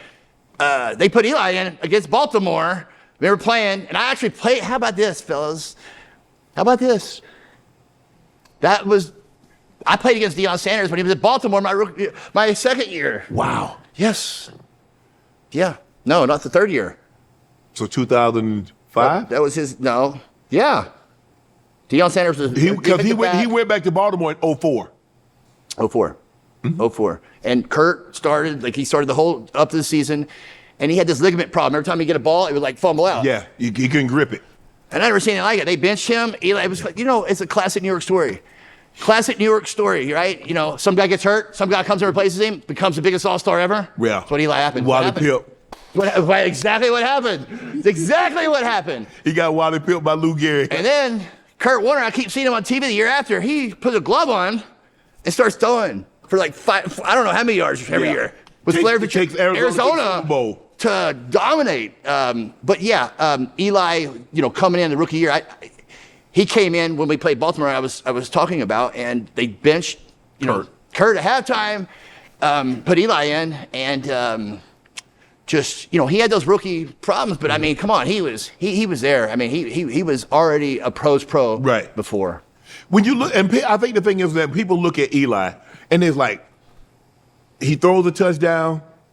Oh, he's not celebrating. No. He throws a pick. He got that look. He doesn't. He got that look. Yes, he's like all the time one way. He don't have any emotions. It's like, but he does though. He does. They see that because he might just do like whatever. But the other 90% of the time, he cares, for sure. That's just because you got an opportunity to see him behind the scenes. Yeah, I mean, even for sure, he cares, he gets it. But the fans, just because they kill it, everyone, not just everybody. They was on it. But he, when they benched Eli, I don't know how close you were following the Giants then. They benched Eli, and they benched him for one game, and they broke his streak, a consecutive game start. You remember that? I remember something about that. That was right after they fired the general manager. They fired the general manager soon after. Yeah. Well, they should have fired that general manager. Why would you bench the guy to break his streak? Was there a contract incentive or no? I'm not sure because he had a streak. I mean, the guy had like 200. I mean, he had started like every game for I don't 13, 14 years. Who was the guy they put in? Geno Smith. Remember they put Geno in for that one game. And then they went back to Eli. I don't know. My guys were the owners, the real owners of the Giants, the good guys, Tish, the mayors, God rest their souls, the old school guys. And I got to spend time with them before they passed away in 2004, 2005. It was an amazing experience. I was at their bed, both of them, at their houses, private houses, dying, when they were dying, So it was a great relationship. So Steve Tisch, Jonathan Tisch had a great relationship. They're hands off, so the mayors, they work it like a business. Yes, they are a Catholic, great family, amazing. So I don't think they would do that to hurt his streak or whatever. That had to be something with the general manager. Like I said, he probably wasn't there soon after. I don't know. Who was the coach that time? That's weird. Ooh, Judge? Was that Judge? Was it Coughlin? Man, was it Coughlin? I don't know. Maybe. I think it might have been. I think it might have been Coughlin, Shock. I don't know. I had to be a GM to say that. It could have been ownership, and it could not be the head coach. What was it like playing with Eli? Because you got an opportunity, like I said, what people saw on television versus what you got an opportunity to see in meeting rooms, walking in the training rooms, being around him all the time, on the planes, on the airplane rides, on the practice field. You got an opportunity to see a different side of Eli. Yeah. What was Eli like versus what the people saw on camera? I think the most excited I've seen him is like this right here. Hell yeah, man. That's it. And that's a lot. That's it. But that's his 100%. So when he gives his other percent, that's that's just how it is. He's not that guy. He's not emotional, rah-rah. Yeah, no. That's what I'm talking about, Shock. No. Good job. He'll make the best pass in the world and just give you a little bit. And it's just, his brother is very vocal, very. Yes. Eli's not like that, but he brought it every day. He was an amazing, They're brothers, player. but they're very different. Yeah, they're polar opposites, And then playing with Drew Brees in New Orleans, he's vocal. He's on it. I mean, he's on it, But it was the advantage of playing with a tall quarterback. You know this. Yes. I mean, and then going to New Orleans, he's shorter, it's harder, We had a great team in New Orleans. It was different as far as like receiving the ball. But Drew, it's the same thing. They're both very, very accurate and both winners. Because I think the thing is for me is that I'm trying to pick the ball up as soon as I possibly can. Yeah, so you can as soon as I possibly can. I'm not trying to win. If I can pick it up. No linebackers coming, so you can defend yourself. A, B, do reaction. Right. Yeah, same thing. But if you don't see it the last minute, it's not easy. The last 2 years, Eli's been Hall of Fame eligible, but the last 2 years he hasn't been able to get in. Are you surprised? And do you think how much longer do you think he has to wait? I don't even know who made it or whatever. Drew made it this year. Drew Brees, Luke Kuechly. I don't know who else. I look at some of the Hall of Fame people have been in the tight ends, for example, in the 80s, 70s, early 90s that got inducted. If you look at their stats compared to the nowadays, because it's tight end friendly, it's like this. Passing friendly quarterbacks from the early 80s or 90s. So I can see the judge of the numbers. Right. I just don't. And I can, obviously, when you win and you have championships, that helps a lot. So, but I think, what you said earlier, it made a huge point. The Mannings are NFL. So to help the revenue come up, the salary cap, everything else, as far as the NFL, they've helped tremendously. Every other commercial is the Mannings. So I think it's ridiculous because he definitely should be in because the influence he has with the NFL. That's what it's about, right? Obviously it's about the field, but you can't be on the field and be a shithead, Right, exactly. You can't be a murderer and Being there. Why do you think he hasn't been selected? Because like you said, he has yards, he has touchdowns. He beat Tom Brady. Very few people can say they beat Tom Brady in the Super Bowl. He did it twice. You're talking about the most clutch quarterback, a top quarterback. He's a top 3 quarterback, and he ain't 2 or 3. No one has ever been such an underdog and beat Tom. No one. Yeah. Or any in football, NFL. And twice. He's the guy that's looked Tom Brady eye to eye on the biggest stage, and his teams have been successful. Yep. And I think the people are looking at him like, well, yeah, Shannon, yeah, you're right. He has looked Tom Brady eye to eye. But what about the rest of his career? It probably has a lot of the factors have to do with the other guys coming in. So it's not like people are probably taking it negatively, like, oh, you should be first ballot. But you're in first ballot or 20 years, it doesn't really matter. Like the other guys coming in, so maybe it's a blessing that some old guys I read the article came in that they haven't been in a long time. So that's a great thing, right? Yeah, it's good. The senior ballot. I think. Or it did change. It changed. No. You get on the senior ballot. I think the thing is, Shock, is that when you look at it, guys are like, that first ballot means, and it does, and it should. I mean, there's some guys that, the Montanas, the Bradys, the Peyton Mannings, the Jerry Rices, Lawrence Taylors, Ray Lewises. What are we discussing? Deion Sanders. What are we talking about? Those are the 0.00 percenters, but the other guys that made it 10 years, 1 year, that's who made the football NFL. Those guys are a small minority, great, no problem. But the real foundation, you know how it is. The people that play it know what I'm talking about. Great first ballot, but who had more influence? The Giants win the Super Bowl. How hard was it for you to watch them win the Super Bowl and you didn't get an opportunity? Oh, it was hard, but I was with the owner, Stephen Tisch, in his box drinking beers. It wasn't that hard. It was super exciting to see the win. That's a true story.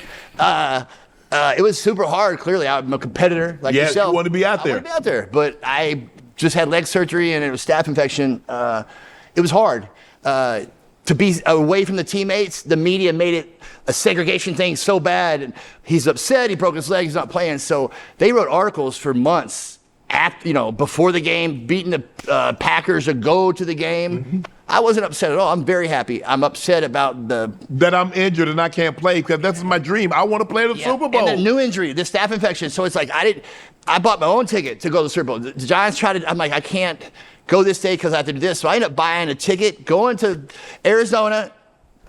Not first class, coach, two crutches, broken leg, staph infection. Get there. You do realize you could afford a first class ticket, right? There was no first class tickets. I came from Dallas, my mom's house. Mm-hmm. After the surgery. There was none going to the Super Bowl, and I got this staph infection not long before. So it's like, wow. I'm going to go. Right. Clearly, I'm going, and so I went. The Giants didn't hook you up? No, they did, but there was no. It wasn't their decision. It was about the doctors. What happened in the hospital, the staph infection. So if I couldn't get the staph infection cleared up, they're not going to let me be around these players. But someone else might get it or something. I don't know. But it was hard. Listen. I've worked my whole life to be at this level. Right. To play at this game. Yeah. You're always coached as a kid. Imagine if you played in the Super Bowl. This is it. And not to be able to play in it, of course it hurt. But it didn't. I wasn't jealous or not to be able to play in it. As a competitor, I just wanted to be able to play in it, You didn't go to the parade, the ring ceremony? Staph infection. You stayed in the locker room during the mini camp the following season. Yep. Was that hard? Because this is supposed to be the crowning achievement of Jeremy Shockey. He got drafted in the first round. His team won the Super Bowl. Mm-hmm. And I know you wanted to participate in that. And now while everybody is excited, you're like, yeah, we won the Super Bowl, but I ain't have nothing to do with it. I ain't catching no pass. I ain't say that. 6 years I had something to do with it. I caught a bunch of passes that fucking year. I think I was second. I made Pro Bowl that year, pretty close or something. Trust me, I had something to do with it. I wasn't thinking that. They were writing that, though. The news was writing that. Okay. That was all the news. And they don't know the staph infection. I never said that. None of that. But that didn't come out. But nobody knew that, though, Shock. Why would I have to tell someone that I have staph infection? I'm not an injury report. Season's over. But they was like, why isn't he coming back? Did they give you a timetable on when? No. I went back during minicamp, like you said. I didn't participate. Clearly, I broke a leg, and there's a plate in my thing. I couldn't have practiced anyway. I wasn't cleared. Okay. So why stand and still get it messed up? Why not be in the training room? Okay. I was there. I came to training camp. So, but people wrote that like, oh, he's upset because he didn't play and they wouldn't let him play. So now he's staying in the locker room sulking. That's bullshit. That's all bullshit. Trust me. That's bullshit. All of it. I can't believe that you played your own ticket. But you guys win the Super Bowl and you're watching this because this is the undefeated Patriots season. Mm-hmm. Tom Brady is a unanimous MVP, the first unanimous MVP. They got Randy Moss, who just set the NFL record most touchdowns in a season with 23. They played the team. They played the same team. Remember at the end of the year? Last game of the season. Randy, oh boy. You played them close though. Yeah, but Randy, like you said, that was he caught that deep one right at the end of the game. But you're right. It was very close. Everyone counted out the Giants. And it doesn't, listen, a team doesn't get built from that one season. It's a lot of players that have played years before to make the foundation. Yes. So it's fair for the media to write something like that. They don't know. They don't know. Every teammate I've talked to, when I see them, it's open arms, Right. So it is what it is. But to be on that stage, to see what happened, I never thought it was going to happen again. Listen, how about this? The first David Tyree catch. You remember that? Yeah, I'm up there with Steven. And that was that's the excitement that happened. There was a lot of things that happened in that game. Right. Defensive wise. Right. To stop Brady. I mean, Brady didn't do anything that game, right? No. I think he only threw one touchdown that game. It was amazing to see that. And he throws 50 in the regular season, and he only has one. You guys sack him like 4 or 5 times. Amazing. But all that stuff got written by me.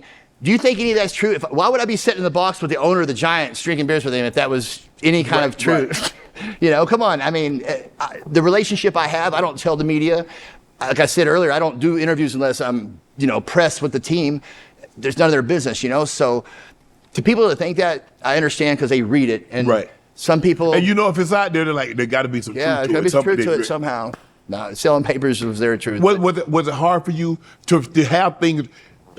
I would think, and having been in the situation, it's hard when people are writing things about you, saying things about you, you can't control. You can't control that are 100% false. Yes. And I think we all have some common ground here about this subject. And it's not fair. It is not fair, but they got way more ink. Yeah. So you're just better off and that's why I requested a trade, because I thought I was going to be a distraction for the next year so bad. Really? That I was like, I'm not going to sacrifice this because they, great team, we just won the Super Bowl. This is why I said I just would rather start over, have a blank canvas, and move on. You mentioned you paid for your own ticket, but you paid for your own hotel room also? Yeah. They didn't even get your hotel room shot? I didn't, because I didn't tell them I was going to be exactly there at the same time till late. The hotel rooms, whatever, it is what it is. I wasn't expecting to go. I didn't think I was going to get cleared by the staph infection. Okay. So. Oh, okay. Yeah. Not like they wouldn't pay for it. They're great. New York Giants is a great organization. Great people. Do you get an opportunity to get back much? Yeah. We went back a couple years ago. They had a Giant top 100 people. Yeah. So, yeah, I get back, I love all the teammates, man. I've had, Amani Toomer said some shit about me when I think he started his podcast. TV show or podcast. Did he? What did he say? I'm a selfish teammate or whatever, just to gain some views or whatever on his side. Listen, it is what it is. This was years and years and years ago. But did you pull him aside and say, Toom, you know me, bro? This is after we retired like 10 or 15 years ago. No, I didn't. I kind of came out and fired back. I shouldn't about his divorce, and he pissed it off. Come on, man. Close. I should have done that, but listen, he aired my business out. I don't have a TV show. I have Twitter. That's what Twitter just came out. So, you hearing that, Twitter? You should have just went to him like a man, though, Shock. I know, but he shouldn't, He shouldn't have said what he said. It is what it is, man. I played with thousands of people, and I mean, everyone I see, you see me, I can't fake this. I am who I am, man. I'm not a shitty teammate. I'm demanding. I don't like to see people be late. Right. I don't like to see people. I'm demanding. Easy. So he was late? No. I said He wasn't late, was he? Who? Toom. But I'm saying, why would he say that about you? Because you're an all-pro, you're a 4-time pro, and that doesn't mean just because someone has accolades, that doesn't mean they're not a crummy. Listen, when I first got to New York, I had this tight end coach, Coach Pope. And we used to always do ball drills after the game or whatever. Yeah. I'm not shitting you. Toomer, everyone pulled me aside and said, Toomer wins this every year. We'll see how he wins this one. And boom. And I win like 20 days in a row in this ball game. I actually had to start losing because I feel bad because it really puts a thing on him. So maybe he was upset about the hands game that I completely dominated as a rookie every time. Or maybe, it's like I said, he's trying to grow his... He's trying to grow his thing. His I don't brand, know. yeah. This is 12 years ago, 15 years ago. Yeah. Have you guys made up? Have you had a conversation with him? No, but like I said, I went to the Giants top 100. Yeah. I was here. He was right beside me. I didn't even say hello. Come on, I feel bad. I know. I want to be the bigger man. I love you. I've always had a great experience with you. Well, then why didn't you say that? I don't know. I'm a stubborn person. I'm Irish, I guess. I am Irish. I'm not guessing. Were you drinking at the time? No, I was in the 50-yard line. I was on the. Would you have a few drinks before? No, Okay. no. Well, why did you just say A-Tune? I should have, but it was. They made everyone stand side by side in the 50-yard line. I can't talk to him while they're taking pictures. Well, how about this? He's a great guy. You could hit him up and say, Tune. I could. That's what my mom said. I'm disappointed in what you had to say. And I should have said what anything I said. any problem that you had with me, Yeah. you could have talked to me, bro. We were teammates for 3, 4, 5 years. But for you to air something out 6 publicly, years. 6 years, for you to air something out publicly to try to make me look bad or to paint me in a bad light, I didn't appreciate that, bro. I shouldn't have said what I said. It's happened before with other people, like Warren Sapp. Yeah. I love him to death. He said I was the snitch on the Bounty Gate thing in New Orleans or whatever. Yeah. From his source. They found out who the person was, obviously. Yeah. I mean, it is what it is. You know, he was in the NFL Network at the time. Yeah. If it helps his brand, whatever. But no, don't help your brand. But don't help your brand by hurting, by crapping on somebody else and standing on somebody. That's not true, of course. Right. You're, you know, it is what it is, man. We live in a weird world about people want to be clicks, exposed. likes, mentions. It's what it is. Yeah, exactly. Hashtag. Yeah. Hashtag bullshit. Where were you when you heard that Plexico had accidentally shot himself in a Manhattan club? Oh man, I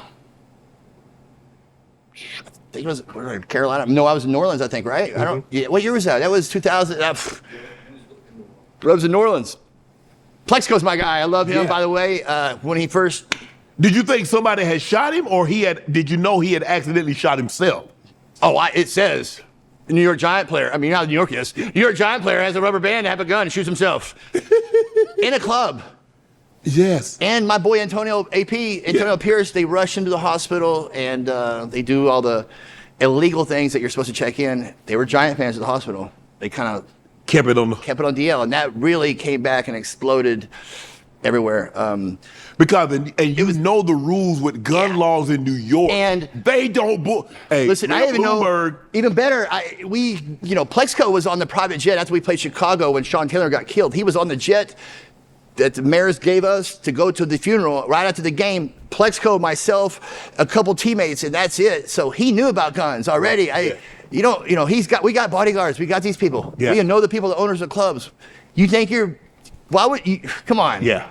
No one is a Marine around here. Yeah. Let's be honest. So, and if you fit, I was always under this impression, Sharp. If I need a firearm to go to some place, I don't need to go. No. I don't need to go. No. The only time I need to take a firearm somewhere, I got to be in the military. Yeah. And I understand what's going on. Hunting or something? Yeah, or whatever. But to go to a club? No. To have a drink or to see some honeys? No. Oh, hell no. There's too much responsibility. I mean, you can just, if you can put it down here and walk away, no, you can't. So this is a big responsibility right here. You don't need this. Yeah, and you know how testosterone is. You don't need it. A few drinks. No. Somebody says something, somebody does something, and then and I believe it just slipped. Yeah. And he grabbed it to pull it back up, and it shot him right here in the leg. Yeah. He lucky he hit his artery. Sean Taylor died of that right here in the artery, and I was alluding to. That was exactly injury. Sean died too. He was at the funeral, and but that was one of the reasons Plexico could tell you why he went to New York or came to New York because of myself. Right. He'll tell you this day. He wanted to play with me. I love playing with someone like him. Amazing talent, but everyone makes mistakes. Yes. But let's try to minimize. I'll make a mistake, but let's try to make the mistake like me. Not dropping something in my foot that explodes my eyes and I go blind. Right. Let's minimize it. Yeah. And I leave my iPad. I leave my iPad on the plane. But I'm not going to. With the password or no? Yeah. Password? No. What? No. Oh God. Well, I've left so many iPads. That's why I stopped buying them. I left like three in the back of the slot, and I'm like, well, okay. don't share your app, your shit on there, and then they can go through. Everyone can go through all your everything. I ain't have nothing but movies. Okay, you're good then. What was it like when you go to New Orleans? You mentioned Sean Payton is not a head coach, but he was your offensive coordinator in New York. And now you've got a Pro Bowl quarterback and Drew Brees throwing you the ball. And you're like, okay, I think this can be something because I know how Sean likes to use the tight ends. I know Drew Brees. I see 5,000 yards passing seasons. He's he's one of the top 3 or 4 quarterbacks in the NFL. You're like, okay, this is where I need to be. Yeah, I think having that experience with Reggie Bush being the running back and Sean, what he did with Marshall Faulk in college, it was like we'd have the package that, it'd be Reggie and myself. He'd be the H, I'd be the Z or whatever. Right. It would be great to see that and how the four vert thing with the running back on the bottom, like they're doing it, all vertical and had the running back. I mean, Drew Brees was such a precision passer. So you're guarded, he's back shoulder everywhere. Yeah. And if give us this defense, he'll check out and give it to Reggie on like a draw or something. So having Sean the vision like that was super special playing with him in New Orleans, man. It was an amazing experience, and like I said, winning the Super Bowl was great, but always day to day with those guys, with Drew and Reggie, it was a great experience, man. It was complete polar opposite from New York. Yeah. New York and New Orleans are completely opposites, man. Obviously the cities are very, very different. But how ownership's different. Yeah, that's what I wanted This to guy ask. just bought it in the 80s for like not very much. Great guy. Benson ended up passing away too when I was there. So I don't know if I'm a curse for the owners, man. Stay away from me. He passed away, but great guy. He was a car guy and bought the team. But Sean was able to go there, and him and Mickey Loomis, the GM, were able to say, step away, let us do this. Right. In New York, you're not doing that. This is the first year in New York City, I think they gave Harbaugh the real complete control, right? Yes. And that's going to be a blessing for New York. Right. Right or no? What do you great about that? I think so. I know once Harbaugh went on the market, he was going to be the number one coaching candidate. But he wasn't. He delayed the contract because they didn't want to let him have the final. No, yeah. He got it. He's like, I'm not answering to no general manager. No. I didn't have to answer to or president. Bro, he's or like, owner. I didn't have to answer to Ozzie. Ozzie is one of the great. Ozzie is one of the great general managers of NFL history. And you think I'm going to answer to this guy? No. Either I answer to the owner or I answer to no one. And I'm not coming. And the choice is yours. That freaked him out. I'm sure New York. I mean, absolutely. He had tons of offers, obviously. Yes. What do you think the biggest difference is between Drew and Eli? They're different players. Drew is a very hard-nosed, athletic guy that can, run and create plays with his legs. Second options that the defense takes away, he can escape. Yeah. Eli's a pure pocket passer, I think. The personalities, like we talked about earlier, are completely different. Both great guys. That's the beauty about playing the league. You know that everything. It's like a melting pot of sauce, whatever you want, and whoever the best general manager is, can I put this piece here? Right. Can I put this piece here? Can everyone get along? And we'd be all happy. So I think Eli was good at that. He was good about just put this piece here, put this piece here. Let me get it, And Drew, you can give him whatever. He's gonna succeed. I think the biggest thing that people don't realize is that, like, when you play a team sport, you got to put your ego aside. You got to put a lot of your selfishness aside for the betterment of the team. Yeah, for sure. Because even though I really would like to catch like 12, 13 passes a game, but you know what? For the betterment of the team, I probably need to catch 5 to 7. Yeah, absolutely. No, 100%. And right? You already know it. I know. People don't know that. That's the funniest. Yeah, that's true. Because that's just what it is. Because it's a long season. It is. It's even longer now. They don't even want to make it longer. Yeah, they want to add and when I said this, in the next 2 to 3 years, they're going to add an 18th game. And the salary cap will be what, $400 million then? Oh, this is going. I mean, it's going up, $10 to $15 million a year. So if you add another game, it's going to be going up. Another franchise, they want to add one in London. And pretty soon, Shock, you're going to see quarterback probably making $80 million a year.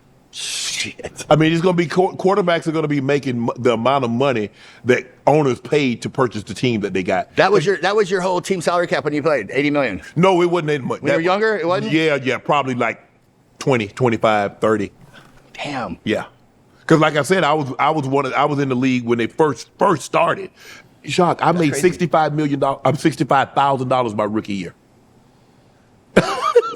I was a good banker. I was making a good banker's salary. Nowadays, like I don't think the players know how good they have it because of this. It's like I was a 2-time Pro Bowler, a first-team All-Pro. Doesn't matter. Had led my team in receiving yards. They can only give you so much.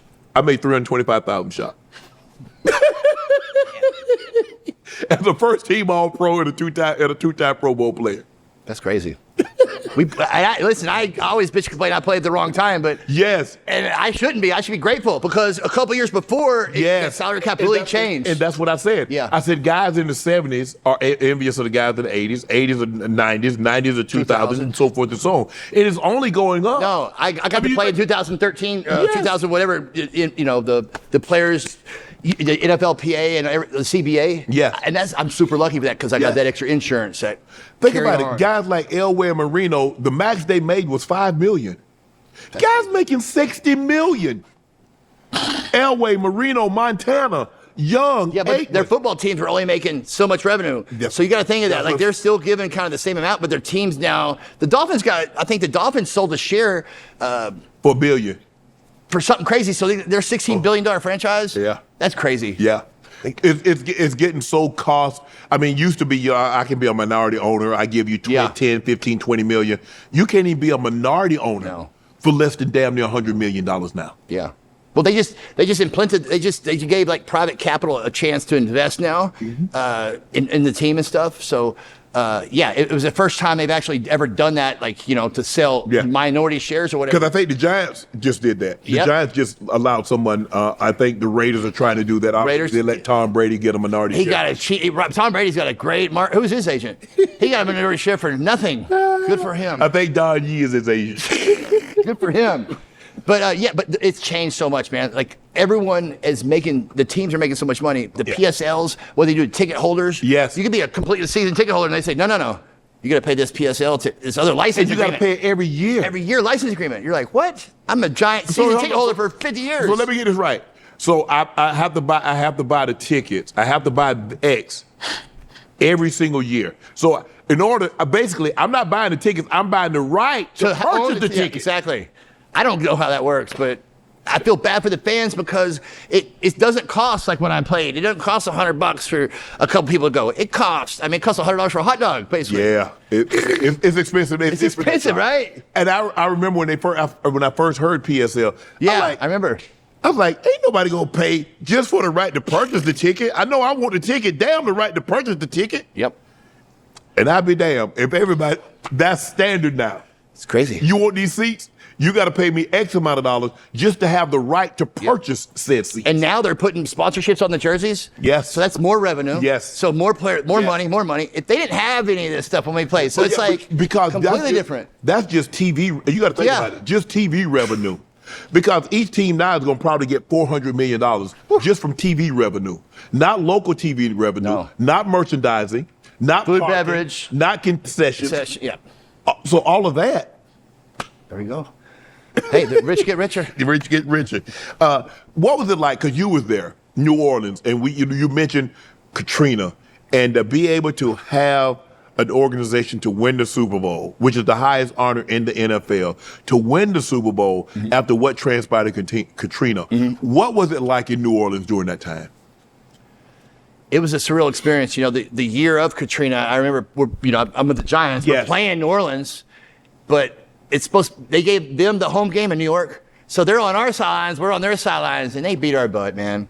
Sean Payton and Drew Brees, they beat the shit out of us. They beat us bad. But, and then I get hurt, traded the next year or whatever, and Sean was always quick to, we beat the shit out of you guys. You didn't make it past that 50-yard line during the whole time. And it was a great experience. I've never experienced coming back from an away game on the West Coast to New Orleans, getting home at 3 or 4 in the morning, and 5,000 cars are lined up on the street just to wave at us, say good job. And they have jobs the next day. Yes. And they're there at 4 in the morning with signs up. I'm like, man, this would be special, And we went on 5-0, 6, 7, 8, 10-0, 9-0, 11-0, 13-0. I'm like, oh shit, we're, we might go to the Super Bowl. Yeah. I mean, we had a great squad, man. And just to see I don't know. Those people had a lot of hardship, man. And a lot of the people left to go to Houston. They went different places. Yeah, they came to Atlanta. They came to Atlanta. Yep.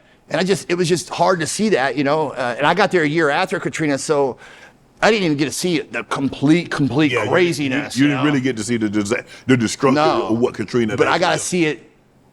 I got there. And I can't make this up. The BP oil spill happened. Yes. I'm sitting there. I'm like. I get the Saints. We're doing the off-season thing. We're cleaning up oil spills. Katrina just happened. what's going on here? Completely different from New York. Yeah. But winning the Super Bowl, it just, I mean, what it did to the city. I'd never seen 1 million people in a parade before in the city. There's not that many people, you know? Because you go, Amazing. I mean, think about it, because you go from winning the Super Bowl and then Mardi Gras. Yeah, right there. It's like It never stopped for the whole year. We could have not won every game for the next year, and they would still been happy. That's how grateful the fans are. It's amazing. Have you thought about it, Shock? Is that you beat Peyton Manning and Tom Brady in a Super Bowl?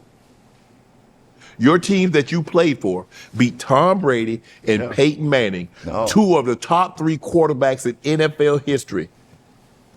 You guys beat them in the most meaningful game that we play in our sport.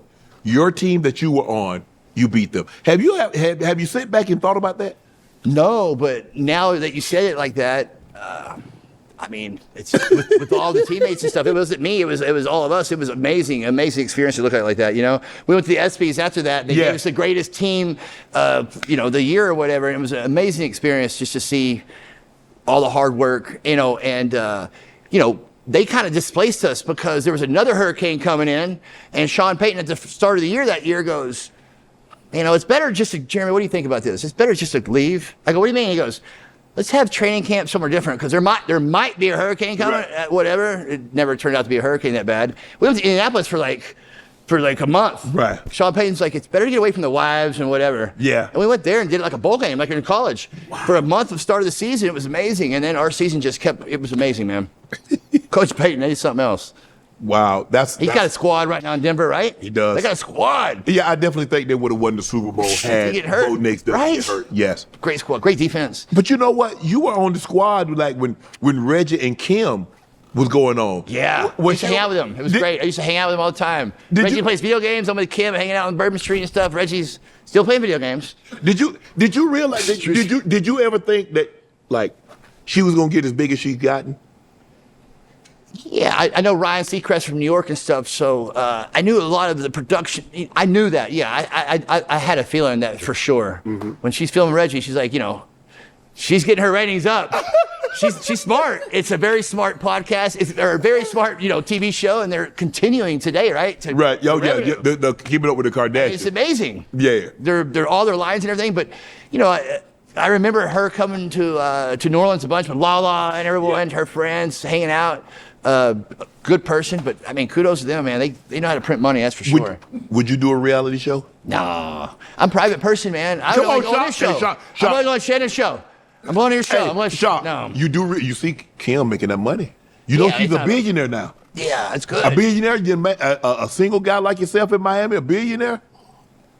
No. I'm not single. I'm engaged right now. Are you engaged? I'm engaged. Been engaged for about 2 years. Oh, okay. Even though I wasn't engaged, I was still single. I was still.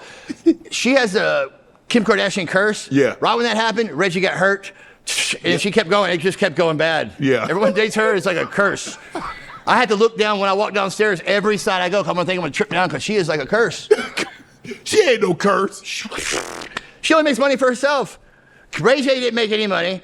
I could just keep going. Reggie was so involved with her. We went to training camp one year, and I'm riding in the car with him. He's on the speakerphone. I said, "Turn it off, dude, because I'm not gonna be here. I'm not gonna be emotionally." To me, I think it's funny. Like, I know you're upset right now. You're driving. You're on the car. You're showing your emotions in front of me, but we play football. You're right, girls.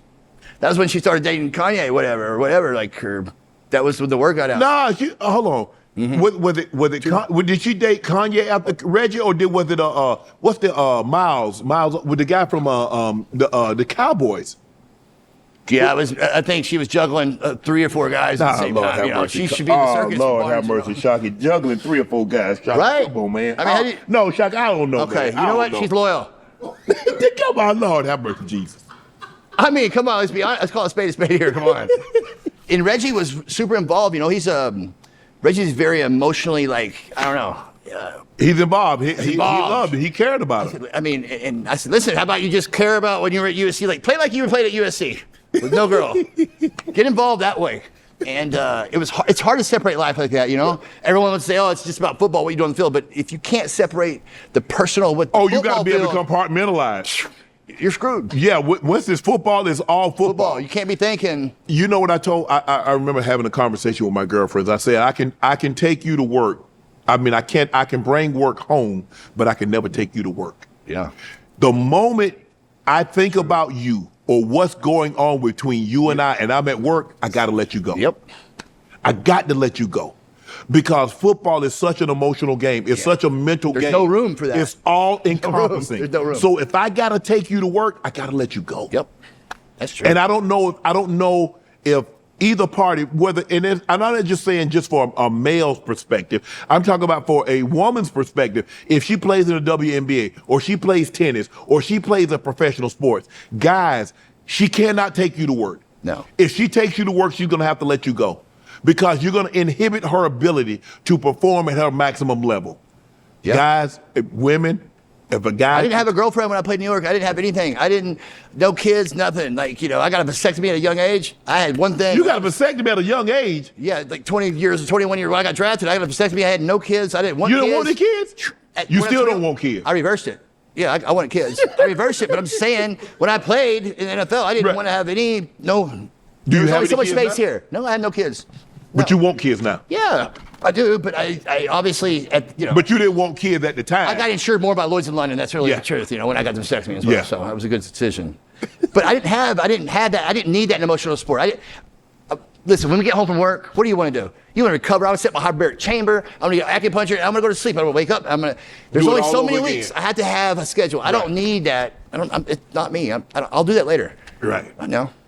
And it worked out for me. Some guy, I always thought in my mind, how this person plays the same position as me. He's got more catches than me. How's he married and he's got 3 kids? How's he juggling everything? Like, I can't do that. I'm a very one-lane guy. Shock, you do realize that people are going to be watching this and say, this man got a vasectomy at 20. When he got drafted, he got a vasectomy? Okay. They're probably agents or financial advisors tell them to do the same thing. Do the same thing. It's a smart thing. You could, save it, and you could obviously reverse it. You reverse it. Yeah, it's 100% reversible. Of course. So I'm just saying, you was like, you know what? No distractions. Did you talk to anyone, or was this a decision that you made on your own? No, I talked to my family about it. Did you talk to your mom? Yeah, of course. So you say, Mom, tell me what you think about this, Mom. I'm thinking about having a vasectomy because obviously the most important thing to me right now is my NFL career. Mm-hmm. And I don't want to have the risk of getting someone pregnant, having to get married, having to enter a relationship, or having a responsibility of someone else other than me. Yeah. What'd your mom say? I told her, Mom, I signed a contract with this team, but I don't know they could trade me next year. So if I'm dating a girl here, I don't need any of this, I need to just be like a horse for blinders. Great decision, son. Great decision. Save it in the sperm bank, and you'll be fine. My brother had kids and everything else, so I wasn't yearning for that. I only had so many days to play in the NFL. I don't know where I was going to wind up. They might trade me. I don't know. I don't want to start a relationship with a girl from this area, so I had a lot of different things going on. That's how I think. So minimize that. Let me just football. Did you have a girlfriend when you were in New York? No, not one. Not one girlfriend. No, I messed with some girl, Vita Guerra, for a couple I weeks. remember Vita Guerra. A couple weeks. I remember a couple of weeks. A month. It might have been longer than that. About 3-4 months. No. 3-4 months. Maybe 3-4 months. But it wasn't like that. I was very committed. Whatever happened to her?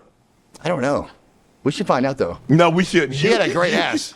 The world's best ass. And I met her. I did a Sports Illustrated shoot, and I was doing a Sports Illustrated shoot, and they were doing the Dukes of Hazzard shoot, and they had me dressed up like Dukes of Hazzard, General Lee, and she was the model. She was the model. Okay. And I said, okay, and that's how it started. That's how you started? So you saw, you're like, okay, I need to get at that. I need it.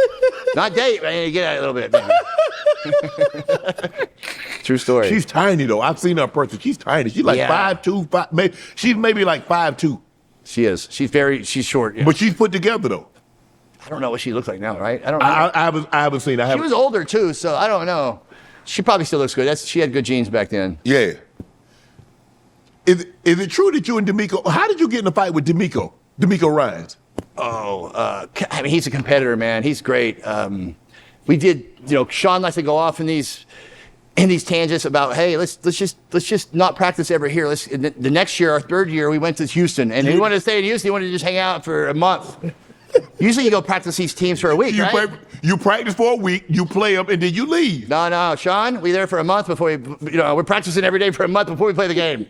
So I got into it multiple times in practice with him. And then when everyone plays the game, it's like, man, we've already been in practice. It's a preseason game. Yeah. Whatever. But Let's brother-in-law it yeah, now. no, he's a competitor. I was a competitor. I didn't want to be out there more than he wanted to. I never had that happen before when I played in the NFL. I never been out in a month practicing against the other team. Right. So, I know we just, I guess we, got in an argument a couple times at one-on-one or whatever, and it happened. So, but like I said, there's no lost blood anywhere here. Everyone that I've ever said anything bad about or did it on the football field, that's we cool now. Oh, of course.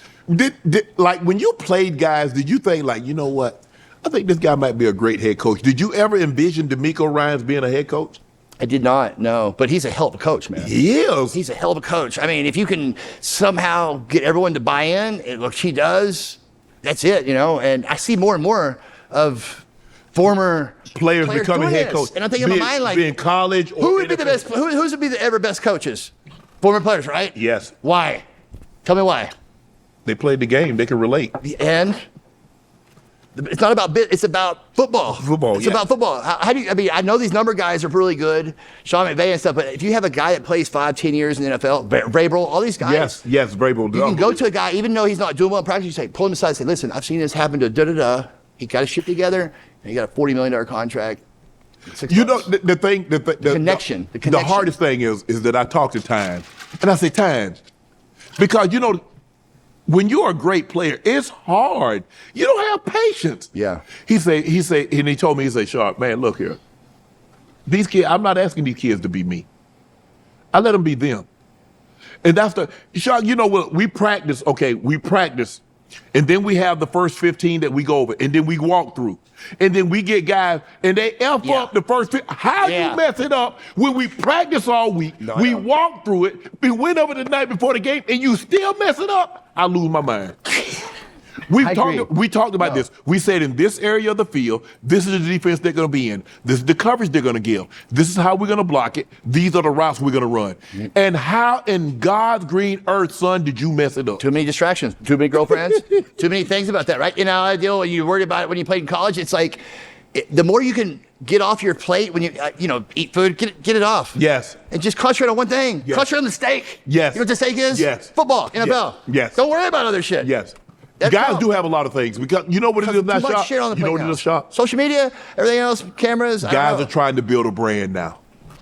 The that brand should be a good thing, though. The brand, the value is should be yourself. If you win, you're winning. That's the number. Tom Brady built a brand on winning. Peyton Manning built a brand on winning. Michael Jordan, Kobe Bryant, LeBron James, Derek Jeter built brands on winning.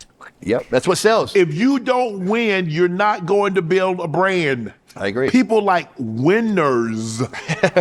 They do. They do. It's the American story, winning. It's the American story to win. Bountygate, that was a big thing. Sean Payton gets suspended for a year. Greg Williams gets suspended for a year. Some players lose games, lose game checks. Did you explain to people at home that doesn't understand what Bountygate was? Bountygate was what? Bountygate, what I know is every team I've been on, even in college, we used to put a pool, a hat together and put money in who would get the biggest hit on special teams. Yes. Who gets the biggest hit on defense, who scores a touchdown or whatever. Through every team I ever played with, there's been money involved to do better. I agree. So by the way, you're getting paid money to do better, right? Yes. So you're already programmed.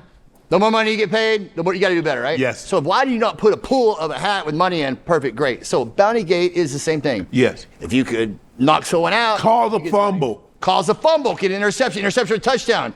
Fumble recovery. I'm not on defense, but I'd be in those rooms. I'd say, here, I put up $5,000 of my own money. Yeah. I don't need to be part of this, but here, I'll make it fun. Yes. And it seemed like the teams that I've been that did that succeeded. Yes. Go figure. Yeah. These guys are making millions of dollars, but if you show $5,000 like this in the face, it changes. It's amazing. I've seen players lose card games on fucking plane rides. They don't even want to play the game because they're so bitter. They're so bitter. You know what I'm saying? They lose 50, 100 grand playing cards. They got set. Yes.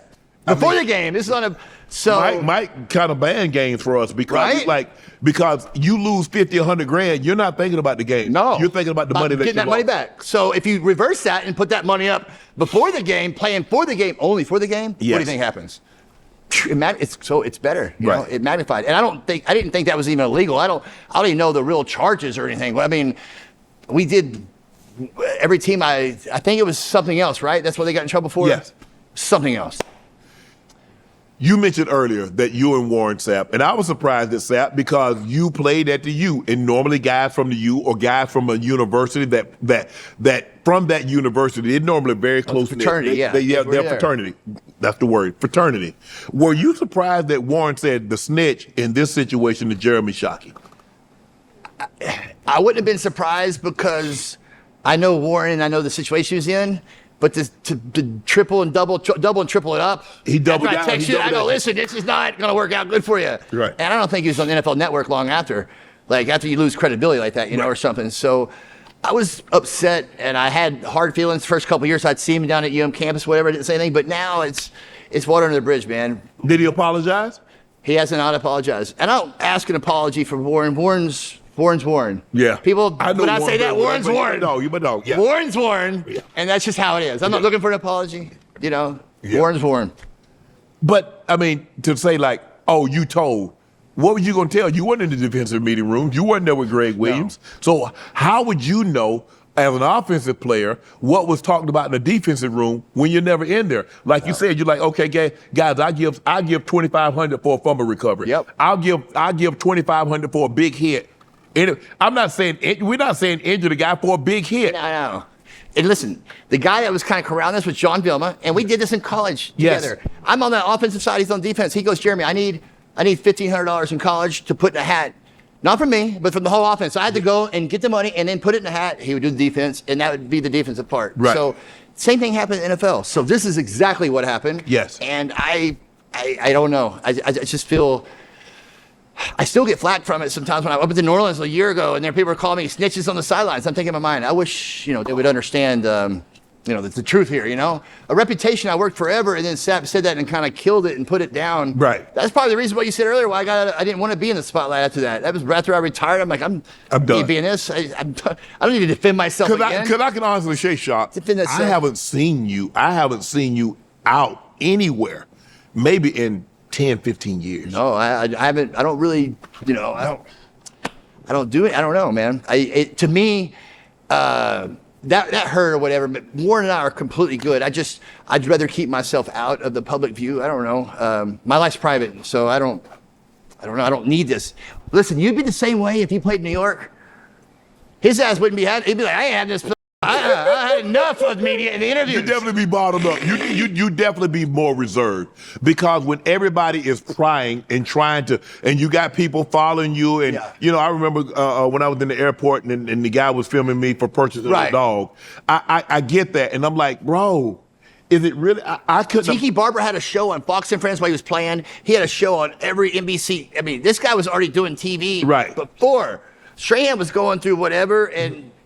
Like a champion came. I mean, look at him. It's just, you got to have that, man. You got to have that drive. And you guys have it. Like, you guys, what I respect about you is you tell the truth. You don't like, a lot of guys sugarcoat a lot, and, you don't put it extreme like Stephen A. Yeah. Put it extreme. Like, there's no extreme, there's no down here. Right. You put it how it is. And I think, love that. And honesty. You know what, Sean? And this is what I tell guys. If you play good, I'm going to say you play good. Yeah. If you don't play good. We all play bad. We all play good. Yes. So take criticism. Yeah. It's easy. But it's guys, corrective. It's easy. I can say a guy played great for 7 straight years. But the moment I say that he played bad, boom. I'm a hater. I don't know. So what was I when I was saying the 7 years that you played great? What was I then? He didn't hear that. No, exactly. That's the problem. And that's like I said about New York. But it's only the minute things that they actually write about that or whatever, the media is, you control it now. You can do whatever. You have your own podcast, which is great. So you can see. So, but the media is always seen to sell papers, and that's because whoever has the pen and the microphone is going to have the last say every time. You do have to understand that. Yeah. Whoever has the pen and the microphone has the last say. It's kind of like the hunter and the lion. Absolutely. Until the lion gets thumbs, the hunter is always going to be the hero because he gets to write the story. There you go. Can't be, can't be jury, judge, and executioner here. Exactly. But they are, and that's all right. you also got an opportunity to play with Cam. Yeah. What was the play? Because you played with Cam his rookie year. Cam, awesome guy. I remember I didn't really even want to play anymore, and Drew Rosenhaus was like, oh, they're going to pay you this. Okay, all right, I'll go. I'll play. And then the lockout happened, and I'm there, and I guess that was 2011, Cam's rookie year. And then all of a sudden, they got Greg Olson to come to Chicago. It was great. I actually called my agent. I'm like, you sure I want to be here? Because they just got Greg in the trade. I was on the plane. I heard it. He goes, no, you're going to be great. Coach Shazinski was my tight end coach at the University of Miami, Chud. So it was good. Ron Rivera's a great man, great guy. So I was like, give it a try or whatever. But I get there. Shane, I ain't lie to you. I've been through a lot of training camps on every level. This lockout put me down 13 days because they couldn't practice for 13 days. I didn't have a toenail on my toe.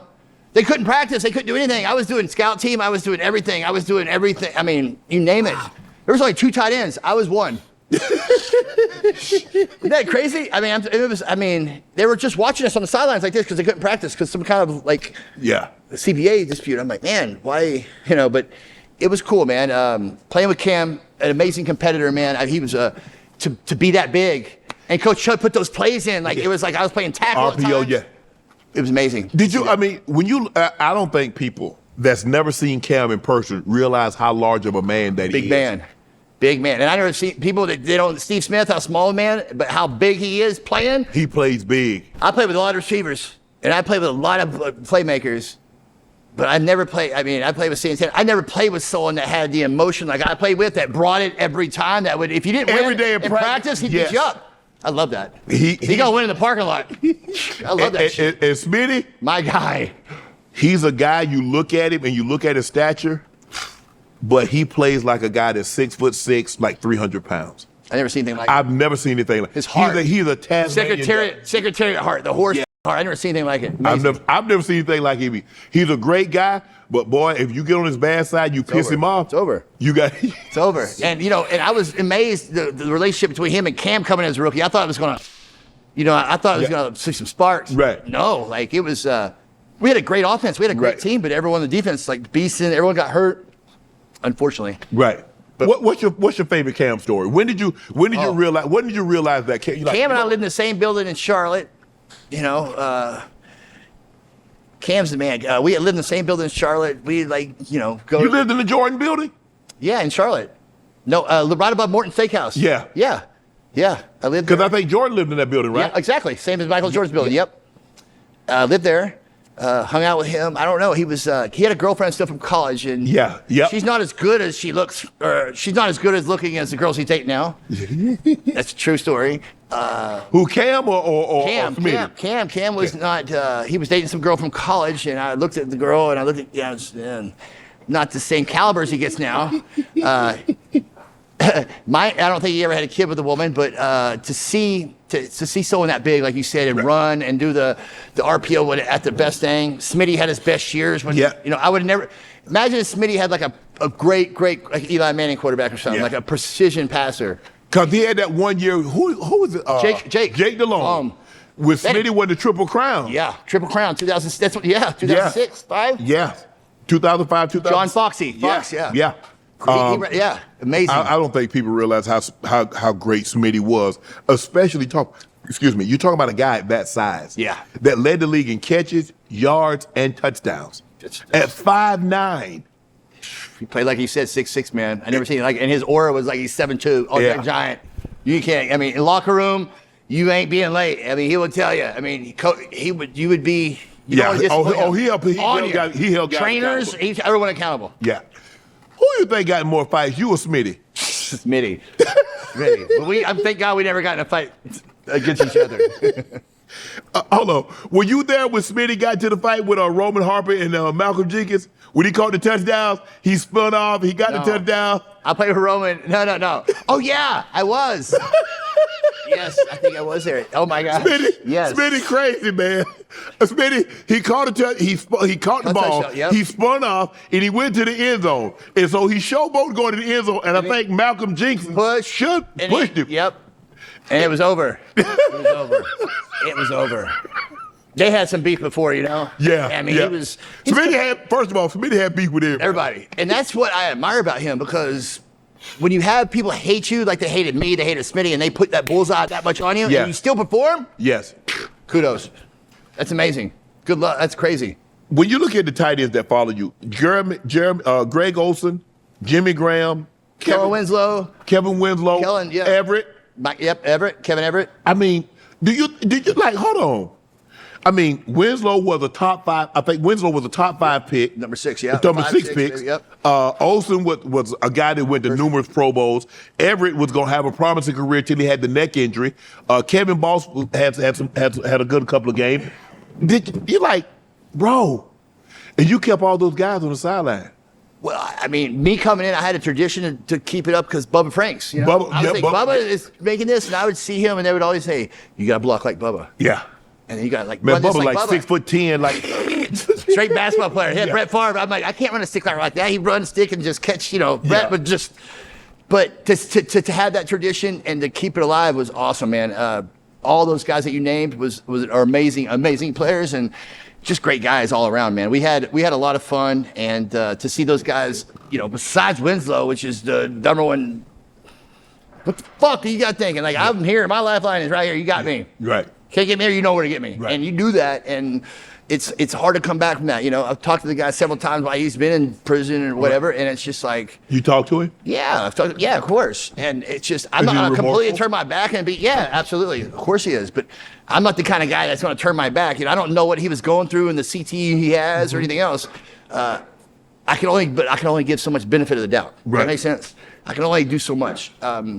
But his father, man, I remember me leaving the University of Miami, trying to go early in the pros. His dad called me, and said, "Hey, as much as I want you to stay at Miami and you and Kellen work together, it's, UM was telling me I wasn't going to be a first round pick, so I had to call him." So senior goes, I want to tell you to come back stay with Kellen, but you're going to be a first round pick, trust me. So I listened to his father. I've always had that bond with their family. Yeah. I have With Bryant too. McKinnie, I've known his daddy for 30 plus years. When Bryant McKinnie when my roommate, Kellen came, when his dad dropped him off, they stayed at our house this summer. Wow. Kellen was staying at our house the whole summer. So I got to know the family and him. So something happens like that. It's like someone happens to your younger brother. You're like, you don't. It's hard to process. It's hard to process. Go tight end. There's been a lot of debate. There've been a lot of great tight ends that's played this game over the last 100+ years of NFL history. You go back to Big Kellen, you go back to Dicka, you go back to Mackey, and you got Ozzie, you got K2, you got Gronk, you got Kelsey, Whit. Yeah, there's tons of them now. For you, who do you think who's your best tight end? I am happy just in general we're getting the conversation. Yes. Because when I played, there was the H-back and the tight end wasn't getting anything. And I know when you played, it wasn't. Imagine if you played nowadays. If you got sponsored, you'd have double everything, right? You'd have double everything. Catch it, you'd have it all. Seriously. Yeah. But, so however you're good in your environment, I don't know. I look at all the things that you said, the people that you said, man, I don't put, obviously Tony was a huge influence. Gonzo, Witten, Gates. Yeah, and I look at a guy like Trey McBride. What is his numbers going to look like in 8 years from now when he just caught 126 balls? But he only won 4 games over those 4 years. Can you imagine Shock catching 126 passes in a season? I couldn't imagine losing. I couldn't imagine only winning 4 games for 4 years. They bad, Shock. I couldn't. They bad. I always tell the story about Tony. Tony was an amazing tight end, and obviously arguably the right. But how many years did he go? Not even go into anything. No playoff. I mean, you're losing. Hey, listen, if you're down by 30 points, of course they're going to throw you the ball every time. He had 10 years. You down 21 and you still in the fourth quarter. And you end up catching. I get it. It happened for like 6-7 years in his career. He didn't even sniff anything. So obviously, I'm not trying to take anything with Tony. It's just a circumstance. So. I mean, for a guy to have 1,300 catches, 15,000 yards, 116 catches, that is crazy numbers. And Gates has the number for the most catches the most touchdowns for a tight end. Yeah, he had Chud, the offensive coordinator. I remember he came in. Chud called me. I remember he's like, he's a basketball player, and he came out of nowhere. And he did, man. Amazing. It's amazing. He's like you playing in the end zone. You guys got that presence around you. You know where to go. I never had that. I just had full throw here, throw it, whatever. You guys knew that. Basketball players playing into position. Tony had it. Yes. Tony had it. Yes. And a lot of times, those are the guys that make the best tight ends because they know how to hold guys off with their body. They know how to put guys on the back. Of course. And Gates led Kent State to the Elite Eight. He was a legit basketball player. He wasn't no guy that came off the bench and all that. No, great he was a UCLA, 20-8 guy. No, I don't think people realize how good Gates worked. Yeah. And Tony. Tony played at Cal. Tony played at Cal. Tony was amazing at Cal. I think Jimmy Graham, your guy. JG's a great player. When you know Jimmy was hatchet, though. Jimmy was fouling people, man. No, he's awesome, man. I didn't realize how big he was until I saw him. I know. I'm like, hello, man. Great guy. Dude, like 6'7", 6'8". I know, and just looks like he's a receiver. Like he's put together, you know. He absolutely does. A great player. We didn't talk about him, but an amazing kid. You know, they drafted him when I was in New Orleans. I taking it under his wing. Yeah. We're going to play together, and he ended up injuring his ankle, and he didn't play that much, you know, at first. Yeah. But what a great kid. Great kid. You look at Kelsey. He decides to come back. He says, you know what? I can't go out like this. At the level of success that I've had, last 6 years, I've been in the Super Bowl. I went to 3. I went to the last 3 Super Bowl consecutively. We won 2 of them. Unfortunately, we didn't win the last one. And this year, it left a sour taste in my mouth. Yeah. I can't go out like this. They redid the deal. Obviously, he's going to have a big occasion going on this summer. In July, I think it's July. I think he and Taylor Swift is going to be the wedding of the century. It's going to be Prince Di. It's going to be Lady Di. Have you been to the tight end U thing yet? I have not. I'm going to have to call Olsen and these guys to get you. I went last year. How was it? Well, we missed someone like you. Okay. It's about the influence and stuff. And exactly I'm going to try to get that because it's in June, right? Yeah, exactly. It's in Nashville. It's in Nashville. It's amazing. But we all stick together. They rent the whole hotel and everything. Yeah. But exactly what you're saying, like, he has been so successful in those many years. And everyone's there and I'm talking, we're all sitting together and you're joking about, I'm the highest paid this time. And then Kelsey says, I did the Pfizer commercial, but I'm getting paid Pfizer just as much as I'm getting paid my salary. So he's making $19 million in salary. So how do you want to chalk it up? And he don't live in California with the taxes. So who's actually making more money? And you know who my lady is? Top this one.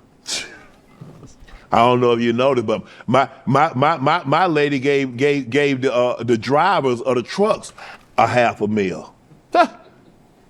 What we talking about? What we really talking about? I had no idea. Tell me. Nothing. Did you know she sold out SoFi like 3, 4, 5 shows consecutively? SoFi holds 70, 80,000. That's what my old lady did. That's what we say in the South. We say old lady. That's what my old lady did. What y'all doing? I mean, Taylor Swift, it's another. I want to meet her. Kelsey, my guy. I'm at the event, the tight end U, and everyone's there. We're all hanging out at the bar. And I'm the same way as you. I'm like kind of terrified to meet her and get a picture with her. And so I'm always like avoiding or whatever. Everyone's trying to like talk or whatever. But to have you there, I'm telling you, Olsen, everyone would love this experience. All the young kids, I'm coming. Everybody. I'm coming. Because I want to hey, Kelsey, I'll come to tight end U, but I got to get a picture with Taylor. If I can't get a picture with Taylor, I ain't coming. You're talking about. I'm just telling you now. It's a brand that's a completely different thing that we're used to. We're entertainers, but she makes. And we're going to go to the wedding too, by the way. You going to the wedding? I want to go. I want to get invited. We got to tell them to invite me. Yeah, I want to go too. I want to go also. I said earlier that you were Gronk before Gronk. I don't know if you partied like Gronk. I don't. But your personalities, the way you played the game, you had so much fun. I mean, I had fun playing the game, but you had outwardly fun. Yeah. You seemed like you seemed like a big college kid. Like that. I mean, you were like a frat guy. And that's the kind of enthusiasm and exuberance that Gronk played with. And it's funny how it works out because when he was in 8th or 9th grade, he sent me a letter, and when I was playing for the Giants about it. And really? I didn't read it ever. Yeah, he always gives a story. I go, Mark, come on, Rob, why are you going to give this story? And Rob's like, I wrote you a letter in 7th and 8th grade. You didn't write back. And it kind of hurt my feelings how I looked up to you or whatever. And I'm like, man, I had stacks in New York. I would have like the equipment guys, whatever. I can only do so many. I apologize. But he gives this letter. He gives this speech at Tight End U last year. And I'm like, man, why don't you give a little bit? So I felt bad, but it is a good feeling, man. He's a great guy. He is. Man. I mean, listen. But he is what you see. We wear our emotion on our shoulder. You the same thing, man. He's a very fun-loving guy. He loves the game of football, but he gonna have fun.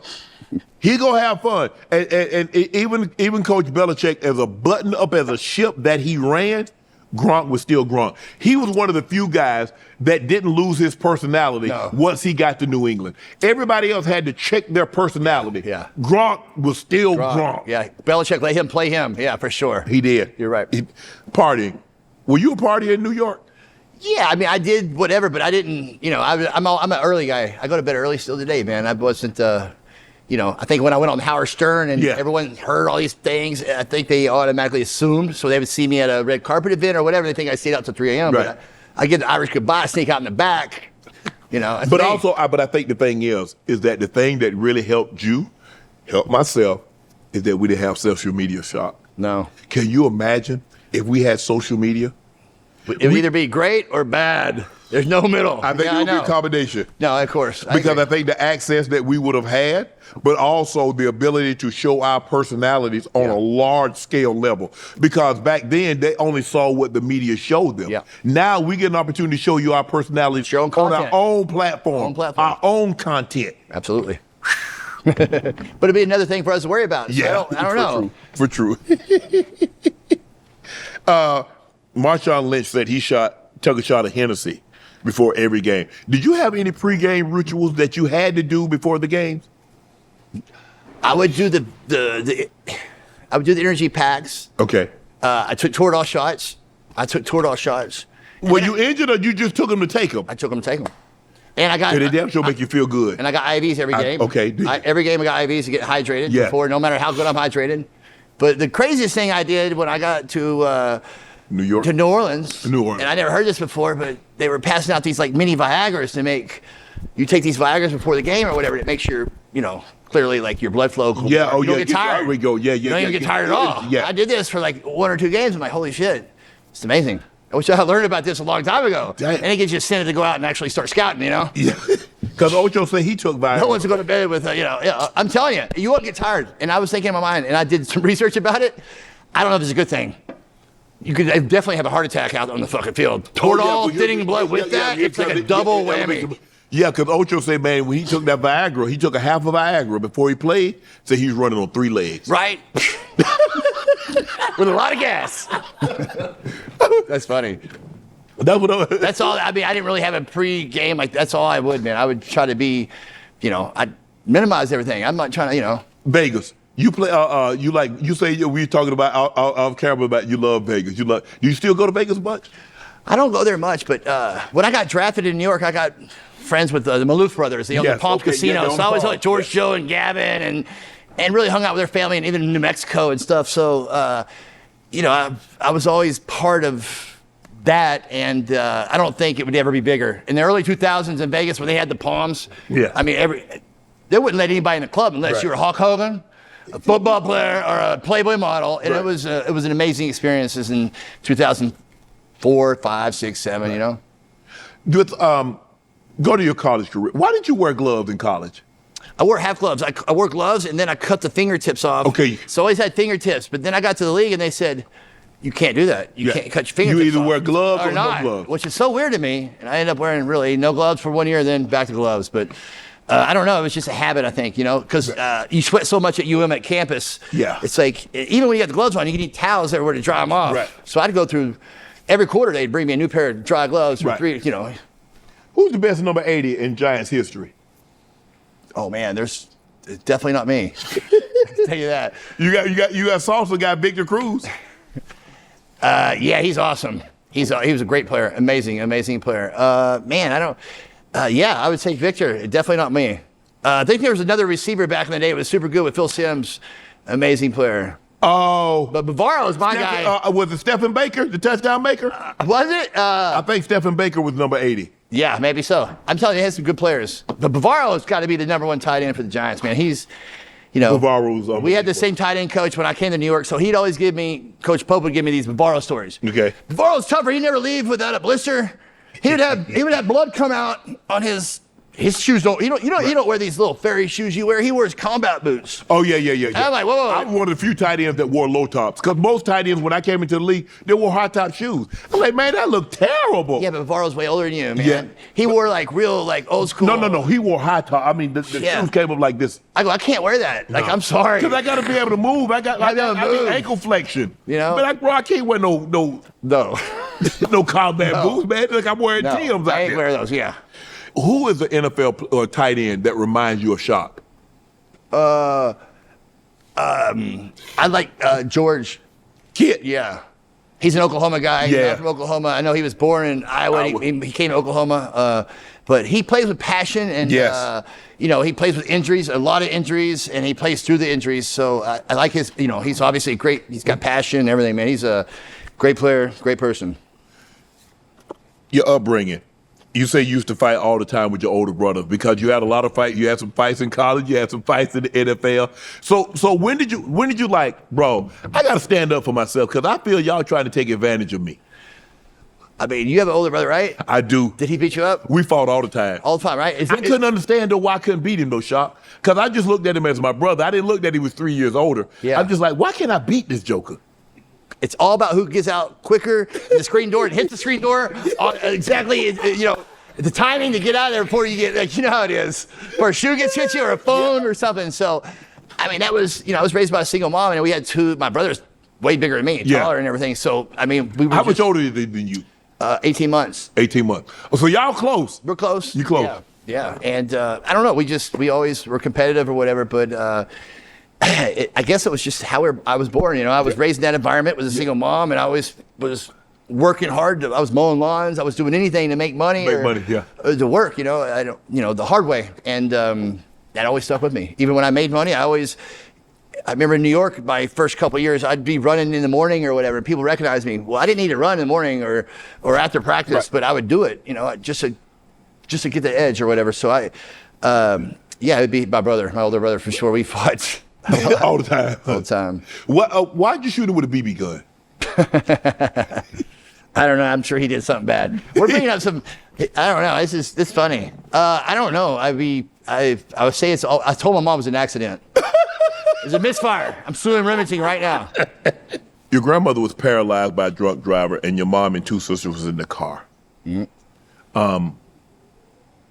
Type of relationship that because there's not a whole lot known about your childhood, Shock. You don't really do a whole lot of talking about your childhood. Why is that? Is that by choice? Well, I don't do a podcast, and I don't play. But nobody is really, even if you go back and look in your past, you haven't done a whole lot of talking about your. No, like you said, I mean, you have a lot of trauma when you're younger or whatever. I was always, when I was younger, raised like wheeling my grandmother in a wheelchair around and stuff. Other kids got out and played softball or whatever. So I'm not saying I had the worst childhood or whatever, but it wasn't the easiest, Right. And I don't know, that probably doesn't sell in newspapers or whatever. I think they did a couple stories in the Post or in New York or whatever, but I don't know, it's private life, I think only when people care what I do in life was on the football field. That's how I should be judged, right? But it's farther. It should be value in how you are judged about what you do after, like you do. And to be a good person. Like, I haven't been, you know what? I take that as a good compliment because I haven't been arrested or anything, right? You haven't sent me in this? Great. Nope. I'll take it. Your father left the family at 3 years old. Did you have a relationship with your father? I mean, I guess as much as a 3-year-old could. At later in life, when you're 10, 15, 20, 30? No. My brother got in an accident when he was older. I think I was 15 or 14 at the time. And it's the last time I saw him, it was a tragic accident. And no, he hasn't asked for money. Hey, you're in the first round pick. I need money. He didn't. Never asked. No. You've never had. So have you had a conversation with him, say, in the last 10, 15 years? No, I haven't had a conversation. No relationship, Shock? Zero. You don't think that's odd? I mean, let's just say, for the sake of argument, when you're going to get married and have kids, do you want your kids to know their grandfather? Do you want the kids to have a relationship? I don't think that's fair. My mother's the one who raised me. And she did all the hard work. It's a slap in their face, like in her face. In her face at the last moment, and my grandkids too. Like, that's not. I don't know that person. That person is a sperm donor. I don't know. That's not a person to me. I don't know. That's good. And for me to ask and be around that person and introduce them to my kids that I don't even know that. That's not me. I'm sorry. My life's going to continue this way. I'm sorry. We're going to get you out on this. You said you're going to get married. You're engaged. I'm engaged. And you're about to get married. Yep. So how soon, when is the wedding? It's not planned yet. It's not planned yet. It's a work in progress. No. How long have you been dating? About 4 years. 4 years. 4 years, yeah. So why is she? Because you mentioned you got the vasectomy. You didn't date seriously when you was in New York. I doubt if you didn't date seriously in New York, you didn't spend a whole lot of time in New Orleans, so you probably didn't date seriously there. You only spent a small amount of time in Carolina. So what is it about her that makes her different than anybody that you came across in your past? I think it's about a person that I'm willing to share these trips, if we go to whatever, Europe, whatever, and share with another person, you know? Okay. I do regret not having a relationship and having a girlfriend or a wife to see me accomplish all these goals. Yes. New York Rookie of the Year. Yes. I don't have kids. I wish I had kids that saw this. Now I had no value because they didn't see that. So now I just look like I'm on the back burner. I did wish I had that, but I don't know if I would have been that great of a player if I did have that. Does that make sense? Oh, yes, it does. So it's like, it does. it's Because that's the thing. And the thing is, I look back and I say, have you been married? I'm not married, but I do have 3 kids. Okay. And my kids got an opportunity to see their dad do what he did. That's the most important part in life. You Yes. know, how it is. It's and, about and that. yeah, although I wish I would have had the kids from one woman, I don't have kids from one woman. They got an opportunity to see their dad. There you go. And so now you're just going to have to be able to tell your kids what your dad did. And let them see it or whatever. So it's a different experience. Or they It is what Google it. It is a different experience. Yeah. Man, Shock, man, congratulations I really on everything appreciate you accomplished. I appreciate you stopping by. Y'all see who it is. Thank you. Jeremy Shockey. Yes. Thank you, 11, for hosting Club Shay Shay today. 11 has been voted #1 club in the U.S. and #6 in the world by International Nightlife Association. 11 is also where the men's U.S. hockey team celebrated their gold medal winning performance and where the Florida Panthers celebrated their back-to-back Stanley Cup championships. They're known for their live performances, hosting major artists like Drake 5 times, Cardi B 7 times, Travis Scott, Lil Wayne, 50 Cent, Rick Ross, and Post Malone. Again, thank you, 11, for hosting Club Shay Shay. All my life, been grinding all my life. Sacrifice, hustle paid the price. Want a slice, got to roll the dice. That's why all my life, I've been grinding all my life. Look, all my life, been grinding all my life.